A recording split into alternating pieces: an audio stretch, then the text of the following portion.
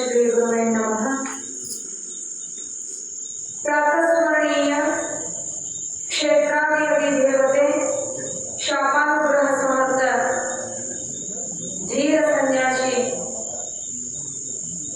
ಪತಿತೋದ್ಧಾರಕನಾಗಿರ್ತಕ್ಕಂತಹ ಪಾವನಮೂರ್ತಿ ಸದ್ಗುರು ಚಂದ್ರಶುಭೇಂದ್ರ ಯತಿರಾಜನ ಅನಂತ ಚರಣ ಕಮಲಗಳಲ್ಲಿ ದೀರ್ಘವೆಂದು ಪ್ರಣಾಮಗಳನ್ನು ಸಮರ್ಪಿಸುತ್ತಾ ಗ್ರಂಥಕರ್ತರುವಾಗಿರುವ ಓಂಕಾರೇಶ್ವರ ಶ್ರೀಗಳವರ ಶ್ರೀಪಾದ ಕಮಲಗಳಲ್ಲಿ ದೀರ್ಘವೆಂದು ಪ್ರಣಾಮಗಳನ್ನು ಸಮರ್ಪಿಸುತ್ತಾ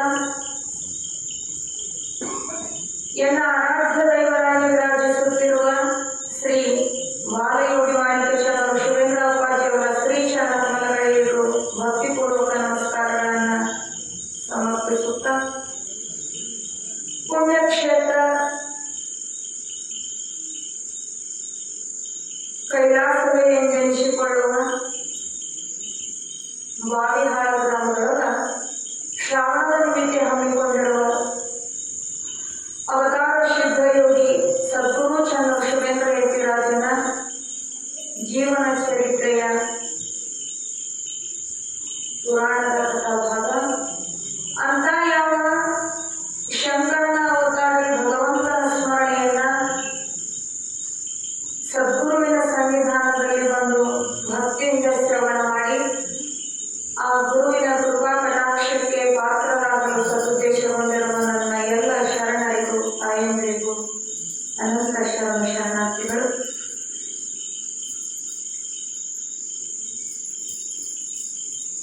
ಅಂತ ಪತಿತೋದ್ಧಾರಕನಾಗಿರ್ತಕ್ಕಂಥ ಜಗದೇಕನಾಥನಾಗಿರ್ತಕ್ಕಂಥ ಸದ್ಗುರುನಾಥ ನಿನ್ನೆ 29ನೇ ಅಧ್ಯಾಯದೊಳಗ ಬಾವಿಹಾಳದೊಳಗ ನಡೆದಿರ್ತಕ್ಕಂಥ ಒಂದು ಮಹಿಮೆಯನ್ನ ಸ್ವಲ್ಪ ಅವಲೋಕನ ಮಾಡಿ ಹೋಗೋಣ. ಅಲ್ಲಿ ಎರಗೊಪ್ಪದ ಗದ್ಯರ ಮತ್ತು ಬಾವಿಹಾಳದ ಗೌಡರ ಹೊಲವು ಎಡದ ಕಡೆ, ಹೀಗೆ ಮಧ್ಯದಲ್ಲಿ ಸದ್ಗುರುನಾಥ ಇರಲಾಗಿ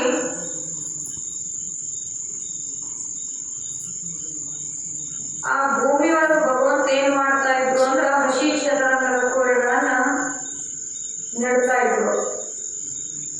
ಅಲ್ಲಿ ಗಂಗಪ್ಪ ಅನ್ನುವಂಥ ವ್ಯಕ್ತಿ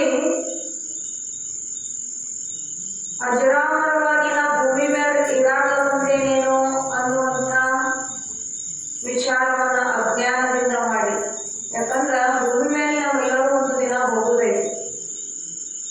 ಈ ಶರೀರ ಎಂದು ಹೋಗ್ತದ ಗೊತ್ತಿಲ್ಲ, ಹೆಂಗ್ ಹೋಗ್ತದ ಅಂತೂ ಗೊತ್ತಿಲ್ಲ. ಬಂದು ಬಿಟ್ಟಿವಿ, ಬರೋದು ಮಾತ್ರ ಗೊತ್ತಿದ್ರೆ ಇಲ್ಲಿಂದ ಯಾವ ಬಸ್ತ್ಯಾಗ ನಾವು ಹೋಗ್ತೀವಿ ಅನ್ನುವಂಥ ವಿಚಾರವಿಲ್ಲದೆ ಇಲ್ಲಿ ಇರತಕ್ಕಂಥ ಪ್ರತಿಯೊಂದು ವಸ್ತು ಕ್ಷಣಿಕ ಸುಖವನ್ನ ಕೊಡುವಂತ ವಸ್ತುಗಳು ನನ್ನದೇ ಎಂದು ಭಾವಿಸಿರ್ತಕ್ಕಂಥ ಗಂಗಪ್ಪ, ಇದು ನನ್ನ ಹೊಲ, ಇಲ್ಲಿ ಚದುರಂಗವನ್ನು ಯಾರು ಹಚ್ಚಿದ್ರು ಅಂತ ಭಗವಂತನ ಮಹಿಮೆಯನ್ನ ತಿಳಿದಿದ್ದಕ್ಕ ಅವನ್ನ ಕಿತ್ತು ಹೋಗಿತಾ ಇದ್ದ.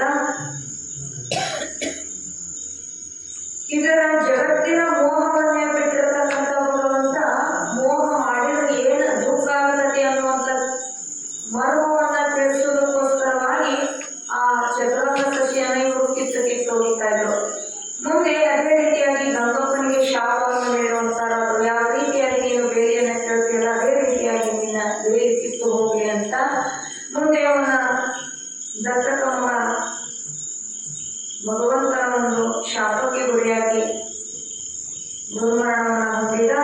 ಪುನಃ ಆ ಸತಿಪತಿಗಳಿಬ್ಬರು ಗುರುನಾಥನಿಗೆ ಶರಣಾಗತರಾಗಲು ಅಲ್ಲಿ ಭಗವಂತ ಎಷ್ಟು ಚದುರಂಗ ಕೋರೆಯನ್ನು ಹಚ್ಚಿದ್ದಲ್ಲ ಅಷ್ಟು ಅಜಮಾಸವಾಗಿ ಭಗವಂತನಿಗೆ ಸೋಮನಶಿಯಿಂದ ಸಂತೋಷದಿಂದ ಕೊಟ್ಟರು.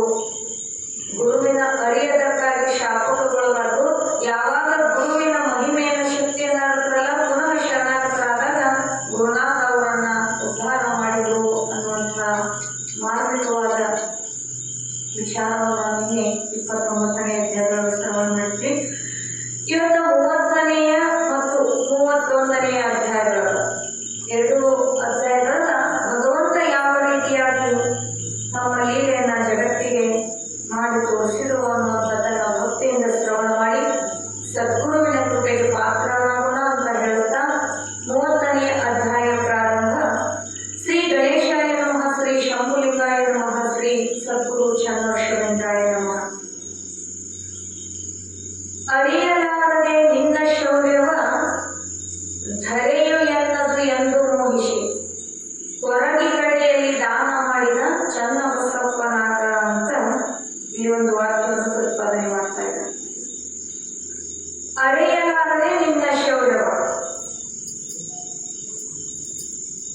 ಮನುಷ್ಯ ಜನ್ಮ ಶ್ರೇಷ್ಠ ಅಂತ ಶಾಸ್ತ್ರ ಹೇಳ್ತದೆ. ಇರುವಂತ 84 ಲಕ್ಷ ಯೋನಿಗಳಲ್ಲಿ ಶ್ರೇಷ್ಠವಾಗಿದ್ದ ಜನ್ಮ ಯಾವುದಪ್ಪ ಅಂದ್ರೆ ಮನುಷ್ಯ ಜನ್ಮ. ಮನುಷ್ಯ ಜನ್ಮ ಯಾವ್ದಕ್ಕಾಗಿ ಶ್ರೇಷ್ಠ ಅಂತ ವಿಚಾರ ಮಾಡಿದ್ರ ಅವನಿಗೆ ಅರಿಯುವಂತ ಸಾಮರ್ಥ್ಯ ಐತಿ. ಮನುಷ್ಯನಿಗೆ ಏನ್ ಅರಿಯುವಂತ ಸಾಮರ್ಥ್ಯ ಐತಿ ಅಂತಂದ್ರ ಎಲ್ಲವನ್ನು, ಜಗತ್ತಿನ ಎಲ್ಲಾ ವಿಷಯಗಳನ್ನ, ಎಲ್ಲಾ ವ್ಯವಹಾರವನ್ನ ಅರಿಯುವಂತ ಸಾಮರ್ಥ್ಯ ಮನುಷ್ಯನಲ್ಲಿ ಇದ್ದಿದ್ದ ಮನುಷ್ಯ ಪ್ರಾಣಿ ಶ್ರೇಷ್ಠ ಅಂತ ಹೇಳಿದ್ರು. ಇನ್ನುಳಿದಂತ ಪ್ರಾಣಿ ಪಕ್ಷಿಗಳಲ್ಲಿ ಅವು ಯಾಕೆ ಶ್ರೇಷ್ಠತ್ವವನ್ನು ಹೊಂದಲಿಲ್ಲ? ಅವು ಜೀವದಿಂದ ಬದುಕ್ಯಾವ, ಅವು ಪ್ರಾಣಿ ಪಕ್ಷಿಗಳಿಗೆ ಜನ್ಮವನ್ನ ಕೊಡ್ತಾವು, ಹಾರಾಡ್ತಾವಂದ್ರು ಕೂಡ ಮನುಷ್ಯನಿಗೆ ಯಾಕೆ ಶ್ರೇಷ್ಠ ಅಂತಂದ್ರ ಅರಿವು ಅನ್ನುವಂಥದ್ದು ಮನುಷ್ಯನಲ್ಲಿ ಇರೋದ್ರಿಂದ, ವಿಶೇಷವಾದಂತಹ ಒಂದು ಜ್ಞಾನ ಇರೋದ್ರಿಂದ ಇವನು ಶ್ರೇಷ್ಠ. ಮತ್ತೆ ಇಂಥ ಶ್ರೇಷ್ಠವಾದ ಅರಿವಿನ ಜನ್ಮಕ್ಕೆ ಬಂದರೂ ಕೂಡ ಅರೆಯಲಾಗದೆ ನಿನ್ನ ಶೌರ್ಯವ. ಮತ್ತೆ ಯಾಕೆ ಅರಿಲಿಲ್ಲ? ಭಗವಂತನ ಸ್ಥಿತಿ ಯಾಕೆ ಅರಿಲಿಲ್ಲ ಅಂತಂದ್ರ ಇಲ್ಲಿ ಜ್ಞಾನ ಅನ್ನುವಂಥದ್ದು ಮನುಷ್ಯನಿಗೆ ಎಲ್ಲರಲ್ಲಿಯೂ ಜ್ಞಾನ ಐತಿ. ಭೂಮಿ ಮೇಲೆ ಹುಟ್ಟಿರ್ತಕ್ಕಂಥ ಪ್ರತಿಯೊಬ್ಬ ಮನುಷ್ಯನಲ್ಲಿಯೂ ಜ್ಞಾನ ಐತಿ. ಎಂತ ಜ್ಞಾನ ಅಂತಂದ್ರ ಸಾಮಾನ್ಯ ಜ್ಞಾನ. ವಿಶೇಷವಾದ ಜ್ಞಾನ ಅನ್ನುವಂಥದ್ದು ಯಾರಲ್ಲಿ ಇರ್ತದಲ್ಲ ಅವರಲ್ಲಿ ಮಾತ್ರ ಭಗವಂತನ ಸಾಕ್ಷಾತ್ಕಾರವಾಗಿ ಅವರ ಇರುವಿಕೆ, ಅವರ ಶಕ್ತಿ ಸಾಮರ್ಥ್ಯ ತಕ್ಷಣದಲ್ಲಿ ಅದು ಅನುಭವಕ್ಕೆ ಬರ್ತದೆ. ಆದ್ದರಿಂದ ಅರೆಯಲಾರದೆ ನಿನ್ನ ಶೌರ್ಯವ ಧರೆಯು ಎನ್ನದು ಎಂದು ಮೋಹಿಸಿ.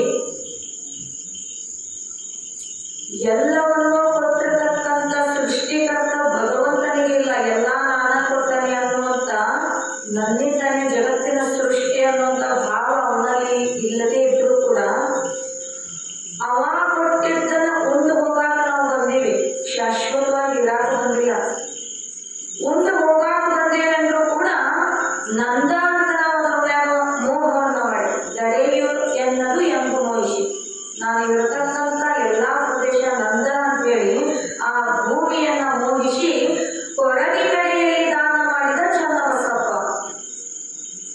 ಯಾವಾಗಿದು ನಂದು ಅಂತಂದ್ರೆ ನನಗೆ ದುಃಖ ಸಂಭವಿಸ್ತದ ಅನ್ನುವಂಥದ್ದು ಗುರುವಿನ ಮುಖಾಂತರ ಯಾವಾಗ ತಿಳ್ಕೊಂಡಾಗ ಅವಾಗ ಹೊರಗಾಗತ್ತಾವ. ನಂದು ಅಂದ್ರೆ ದುಃಖ ಐತಿಪ್ಪ, ಇದು ನಂದಲ್ಲ, ಗುರುವಿನ ಮುಖಾಂತರ ತಿಳ್ಕೊಂಡಾಗ ಅದನ್ನ ಅರಿತಂತ ಚನ್ನಬಸಪ್ಪ ಕಡೆಗೆ ಪುನಃ ಭಗವಂತನಿಗೆ ಅದನ್ನ ದಾನರೂಪವಾಗಿ ಕೊಟ್ಟಂತ ಯಾವ ಮಾರ್ಮಿಕ ವಿಚಾರ ಇವತ್ತನ್ನ ದಿನ ನಾವು ಶ್ರವಣ ಮಾಡೋಣ. ವೀರಾವತಾರ ವೀರ ಯತಿವರ್ಯನಾದ ಚಂದ್ರಶೇಂದ್ರ ದೇವನೇ, ಭೂಮಿಯ ಮೇಲಿನ ಜನರು ನಿನ್ನ ಪರಾಕ್ರಮವನ್ನರಿಯದೆ ನಿನ್ನನ್ನು ಕೆಣಕಿದಾದರೆ ಅಂಥವರನ್ನ ತೃಣಕಾಷ್ಟಗಳಂತೆ ಕ್ಷಣಾರ್ಧದಲ್ಲಿ ಮಹಾಜ್ವಾಲೆಯಮಯವಾದ ಅಗ್ನಿಯಿಂದ ಧ್ವಂಸಗೊಳಿಸಿರುವೆ. ಯಾಕೆ ಭಗವಂತ ಕ್ಷಣಾರ್ಧದೊಳಗವರಿಗೆ ಶಾಪವನ್ನ ಕೊಡ್ತಾ ಇದ್ರು ಅಂತಂದ್ರ ದುಷ್ಟರು ಬಾಳ ಭೂಮಿ ಮ್ಯಾಗ ಇರಬಾರ್ದಂತ. ದುಷ್ಟರು ಒಟ್ಟ ಅವರು ಭೂಮಿ ಮ್ಯಾಗ ಇರಾಕ ಯೋಗ್ಯರಲ್ಲ. ಯಾರು ದುಷ್ಟರು? ಕುಹಕಿಗಳು, ಮದಾಂಧರು, ದಂಬಾಚಾರಿಗಳು, ಇವ್ರೇನದಾರಲ್ಲ ಅಸುರಿ ಗುಣಗಳು ಇರ್ತಾವ. ಅಂದ್ರೆ ರಾಕ್ಷಸರ ಗುಣವನ್ನ ಹೊಂದಿರತಕ್ಕಂಥ ಮನುಷ್ಯ ಅವ ಭೂಮಿ ಮ್ಯಾಗ ಇರ್ಲಿಕ್ಕೆ ಯೋಗ್ಯನಲ್ಲ. ಆದ್ದರಿಂದ ಯಾರು ಸದ್ಗುರುನಾಥನ ಮನಸ್ಸಿಗೆ ವೇದನೆಯನ್ನು ಕೊಡ್ತಾರಲ್ಲ ಕ್ಷಣಾರ್ಧದಲ್ಲೇ ತೃಣಕಾಷ್ಟಗಳಂತೆ ಕಲ್ಲು ಕಟ್ಟಿಗೆಗಳಂತ ಅವು ಭೂಮಿ ಅಗ್ನಿಯೊಳಗೆ ಹಾಕಿದ ತಕ್ಷಣ ಹೆಂಗ ಸುಟ್ಟು ಭಸ್ಮ ಆಗ್ತಾವಲ್ಲ ಅಂತ ತನ್ನ ಸಿಂಹಗರ್ಜನೆಯಿಂದ, ಕಠೋರವಾಣಿಯಿಂದ, ತನ್ನ ತಪಶಕ್ತಿಯಿಂದ ಕ್ಷಣಾರ್ಧದೊಳಗೆ ತನ್ನ ಮಹಾಜ್ವಾಲೆಮಯವಾದ ಅಗ್ನಿಯಿಂದ ಧ್ವಂಸಗೊಳಿಸ್ತಾ ಇದ್ರು. ಆವಾಗ ಮರಳಿ ಶರಣಾಗತರಾಗಲು ಅನುಗ್ರಹವೂ ಮಾಡಿರುವೆ. ಇನ್ನೇನು ಸುತ್ತು ಹೋಗುತ್ತೇವೆ, ಇವ ಬಹಳ ಮಹಿಮಾ ಪುರುಷ ಅನ್ನಂತ ತಕ್ಷಣ ಎಷ್ಟು ದೌಡವರು ತಿಳ್ಕೊಂಡು ಯಪ್ಪ ನಮ್ಗೆ ತಪ್ಪಾತು ಅಂತ ಬಂದಾಗ ಪುನಃ ಅವರನ್ನ ಅನುಗ್ರಹ ಮಾಡಿ ಆಶೀರ್ವಾದವನ್ನು ಮಾಡಿರುವೆ. ವರವ ನೀವ ದುರ್ಗಾಂಕಿತ ವರದೇವ ನೀನೇ ಆಗಿರುವೆ. ಶರಣಾಗತರಾಗಿರುವೆನು, ರಕ್ಷಿಸು. ನಿರುಪಮ ಲೀಲಾ ವಿನೋದ ನಿನ್ನನ್ನು ಧರೆಯೊಳಗೆ ಅರಿಯಲಾಗದೆ ದುರ್ಮಾರ್ಗಿಗಳು ಮರುಳನೆಂದು ಸಲೆ ವಿವೇಕಹೀನರಾದರು ಅಂತ ಮನುಷ್ಯ ಜನ್ಮಕ್ಕೆ ಬಂದಂತ ಮಾನವರು ನಿನ್ನನ್ನು ತಿಳಿಯದೇ ಇರಲಾರ್ದಕ್ಕ ದುರ್ಮ ಮರುಳನಿಂದ ಮರುಳತನದಿಂದ ನಿನ್ನ ಅರಿಯದೆ ಸಲೇ ವಿವೇಕ ಹೀನರಾಗದು ಅಂತ ಹೇಳ್ತಾರೆ. ಅಂದ್ರೆ ವಿಚಾರವಿಲ್ಲದ ಮಂದಮತಿಗಳಾಗ್ತಾ ಇದ್ದಾರೆ. ಅರಿವುಳ್ಳ ಮಾನವ ಜನ್ಮದ ಪರಿಯನ್ನು ತಿಳಿಸಲು ನೀನು ಧೈರ್ಯ ಬಂದಿರುವೆ ಅಂತ ಹೇಳ್ತಾರೆ. ಅರಿವುಳ್ಳ ಮಾನವ ಜನ್ಮದ ಪರಿ ಅದನ್ನ ತಿಳ್ಸಾಕ ಭಗವಂತ ಭೂಮಿಗೆ ಬಂದಾನ ಅಂತಂದ್ರ ಮತ್ ನಮ್ಗೇನ್ ತಿಳುವಳಿಕೆ ಇಲ್ಲೇನ್ರಿ, ಅರುವನ್ನಂತ ನಮ್ಗಿಲ್ಲೇನು ಅಂತ ಇಲ್ಲಿ ಶಿಷ್ಯ ಪ್ರಶ್ನೆ ಮಾಡಿದ್ದಾರೆ. ಅರಿವುಳ್ಳ ಮಾನವ ಜನ್ಮದ ಪರಿಯನ್ನು ತಿಳಿಸಲು ಬಂದಿರುವಂತ ಗುರುನಾಥ ಅಂತ ಹೇಳ್ತಾರೆ. ಗುರುನಾಥನ ಜನ್ಮ ಭೂಮಿ ಮೇಲೆ ಯಾಕೆ ಆಗ್ತದ ಅಂತಂದ್ರ ಮನುಷ್ಯರನ್ನ ಅಜ್ಞಾನದಿಂದ ಜ್ಞಾನದ ಕರೆದುಕೊಂಡು ಹೋಗಿ ಸುಜ್ಞಾನದ ಬೆಳಕಲ್ಲಿ ಅವರನ್ನ ಉದ್ಧಾರ ಮಾಡುವ ದಿಶೆಯಿಂದ ಅವನ ಭೂಮಿಗೆ ಬಂದಾನ ಅಂದಾಗ ಮತ್ತೆ ನಮ್ಗೆ ಜ್ಞಾನ ಇಲ್ಲೇನು ಅರಿವಿಲ್ಲೇನು ಅಂತಂದ್ರ ಕ್ಷಣಿಕವಾದದ್ದನ್ನ ಮಾತ್ರ ನಾವು ಅರಿಯಲಿಕ್ಕೆ ಸಾಧ್ಯ. ಕ್ಷಣಿಕ ಅಂದ್ರ ಸ್ವಲ್ಪ ಅಂತ ಅದರ ಅರ್ಥ. ಕ್ಷಣಿಕ ಅಂದ್ರೆ ಸ್ವಲ್ಪ, ಅಷ್ಟೇ ಅರಿಯುವಂತ ಅರಿವು ಮಾತ್ರ ನಮ್ಮಲ್ಲಿ ಐತಿ. ಅವ್ರು ಹೇಳ್ತಾರೆ ಅರಿವುಳ್ಳ ಮಾನವ ಜನ್ಮದ ಪರಿಯನ್ನು ತಿಳಿಸಾಕ ಭಗವಂತ ಬಂದಾನ ಅಂದಾಗ ಮತ್ತು ನಮಗೆ ಅರಿವು ಇಲ್ಲೇನು, ಅರಿವಿಲ್ಲ ನಾವು ಸಕಲ ಜಗತ್ತಿನ ವ್ಯವಹಾರ ಮಾಡ್ತೇವೇನೋ ಅರಿವಿಲ್ಲ ಅಂತಂದ್ರ ಕೇವಲ ಕ್ಷಣಿಕವಾದಂಥದ್ದನ್ನ ಮಾತ್ರ ಅರಿತೀವಿ ವಿನಃ ಶಾಶ್ವತವಾದ ಸತ್ಯ ಅರಿವಿನ ಕುರುಹು ತೋರಲು ಭಗವಂತ ಭೂಮಿಗೆ ಬಂದಾನ ಅಂದಾಗ ಅನಿತ್ಯವಾದದ್ದನ್ನೇ ಸತ್ಯವೆಂದು ನಂಬಲಿಕತ್ತೀವಿ. ನಾವು ಹೆಂಗೆ ನಂಬಾಕತ್ತೀವಿ ಅಂತಂದ್ರ ನಷ್ಟ ಹೊಂದುವಂತ ನಮ್ಮನ್ನ ಜಾಗೃತರನ್ನಾಗಿ ಮಾಡಲಿಕ್ಕೆ ಭಗವಂತ ಭೂಮಿಗೆ ಬಂದಾನ. ನೋಡು, ಅರಿವು ಐತಿ ಇಲ್ಲ ಅಂತಲ್ಲ, ಜ್ಞಾನ ಐತಿ ಇಲ್ಲ ಅಂತಲ್ಲ. ಜ್ಞಾನ ಸಾಮಾನ್ಯವಾದ ಜ್ಞಾನ, ಅರಿವು ಕ್ಷಣಿಕವಾದಂತ ವಿಷಯಗಳನ್ನ ಅರಿಯುವಂತ ಸಾಮಾನ್ಯ ಅರಿವು ಐತಿ ವಿನಃ ಶಾಶ್ವತವಾದ ಸವೇವಂತೆ ಇರತಕ್ಕಂತಹ ಸುಖವನ್ನು ಪಡೆಯುವಂತ ಅರಿವು ನಮ್ಮಲ್ಲಿಲ್ಲ. ಆದ್ದರಿಂದ ಅಂತ ಯಾವ ಮಾನವ ಜನ್ಮದ ಪರಿಯನ್ನು, ಅರಿವುಳ್ಳ ಮಾನವ ಜನ್ಮದ ಪರಿಯನ್ನು ನಮಗೆ ಭಗವಂತ ತಿಳಿಸಾಕ ಬಂದಾನ. ಮತ್ತ ನಾವು ಯಾವ ರೀತಿಯಾಗಿ ಈ ಜಗತ್ತಿನ ಪಂಚ ವಿಷಯಾದಿಗಳಲ್ಲಿ ಬಿದ್ದು ಹೋಗ್ತಾ ಇದ್ದೀವಿ. ಸಾಮಾನ್ಯ ಅಂದ್ರೆ ಕ್ಷಣಿಕವಾದದ್ದನ್ನ ನಾವು ಹೆಂಗ್ ಬೆನ್ನತ್ತೀವಿ ಅಂದ್ರ ಸರ್ಪಭೂಷಣರು ನಮ್ಮನ್ನ ಎಚ್ಚರಿಸ್ತಾ ಇದ್ದಾರ. ಪಂಚಮುಖನೊಳಗೆ ಮುಳುಗಿ ಬಾಹ್ಯವನ್ನು ಮರೆತಿರದೆ ಪಂಚೇಂದ್ರಿಯಗಳ ವಶನಾಗಿ ಜೀವನೆ ಪಂಚ ವಿಷಯಕ್ಕೆ ವಿಸಟಂಬರಿದು ಮಾಯಾಪ್ತ ಪಂಚದಿಂದೇಕೆ ಕೆಡುತ್ತಿರ್ಪೆ ನೀನು ಜೀವನೆ.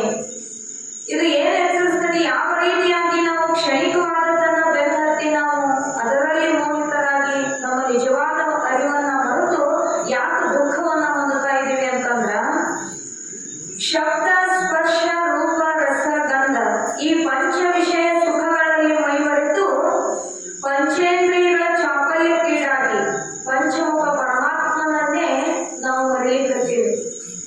5 ಮುಖಗಳುಳ್ಳ ಭಗವಂತನನ್ನ ಕೇವಲ ಈ ಶಬ್ದಾದಿ ವಿಷಯಗಳಲ್ಲಿ ಮೋಹಿತನಾಗಿ ಆ ಭಗವಂತನ ನಾವು ಮರೆಯಾಕತ್ತೇವೆ ಅಂದಾಗ ಅಂತ ಮರೆತಿರತಕ್ಕಂತಹ ನಿಜವಾದ ಅರುವನ್ನ ನಮ್ಗೆ ಅರಿವು ಮಾಡಕ್ಕ ಭಗವಂತ ಭೂಮಿಗೆ ಬಂದಾನ.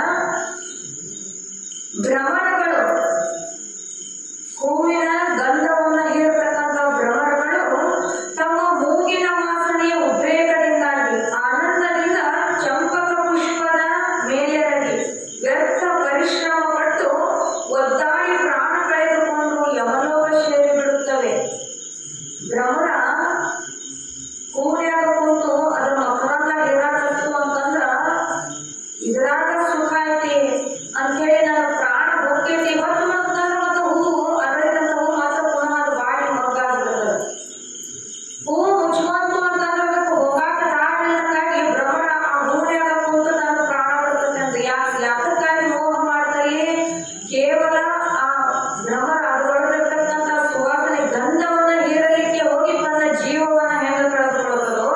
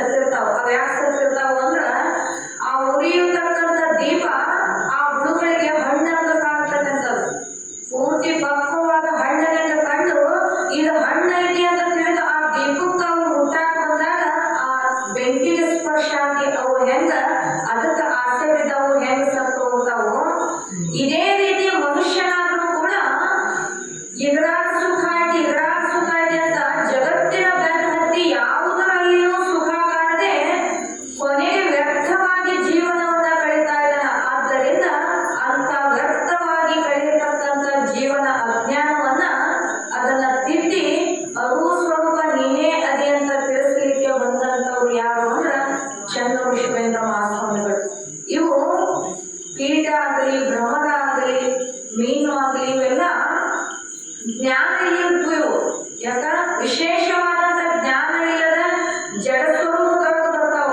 ಆಗ ಅರಿವುಳ್ಳ ಮಾನವ ಜನ್ಮಕ್ಕೆ ನಾವು ಬಂದು ಗುರುವಿನ ಉಪದೇಶವನ್ನಾಗಲಿ ಶಾಸ್ತ್ರವನ್ನಾಗಲಿ ಅರಿಯಿಲ್ಲ ಅಂತಂದ್ರ ಮತ್ತ ಆ ಕೀಟ ಭ್ರಮರ ಮೀನಕ್ಕಿಂತಲೂ ಕನಿಷ್ಠ ಅಂತ ಹೇಳ್ತಾರೆ. ಆದ್ದರಿಂದ ಶ್ರೇಷ್ಠ ಮಾನವ ಜನ್ಮದ ಪರಿಯನ್ನು ತಿಳಿಸಲು ಬಂದಿರುವಾತ ಚನ್ನಬಸವೇಂದ್ರ ಅವರ ಸರಿಯಾದ ಸದ್ವಾಕ್ಯಗಳನ್ನ ಅರಿಯಲಾರದೆ ಹೋದರು. ಗರ್ವದಿಂದ ಶಣಿಶಾಡುವವರನ್ನು ಭರದಿಂದ ಅವರ ಶಕ್ತಿ ನಿಷ್ಕ್ರಿಯಗೊಳಿಸಿರುವಂತಹ ಸದ್ಗುರುನಾಥ, ಅವಾಗ ನಿನ್ನ ಕುರುಹುದವರನ್ನು ಅರಿದು ನಿನ್ನನ್ನು ಹೊರೆ ಹೊಕ್ಕರು. ಸರಸಾಮೋದದಿಂದ ಸಲುಹಿದ ಗುರುನಾಥ ನೀನಾಗಿರುವೆ. ಮೊದಲು ಬಾವಿವಾರದ ರೀತಿಯಂತೆ ಎರಗೊಪ್ಪದಲ್ಲಿಯೂ ಕೂಡ ಚರಿತ್ರೆಯಾಗಿರುವುದು. ಹಿಂದಿನ ಅಧ್ಯಾಯಗಳು ಹೆಂಗ ಹಸಿ ಚದರಂಗದ ಒಂದು ದೃಷ್ಟಾಂತ ನಿನ್ನೆಯಿಂದ ನಾವು ಶ್ರವಣ ಮಾಡಿದ್ವಿ.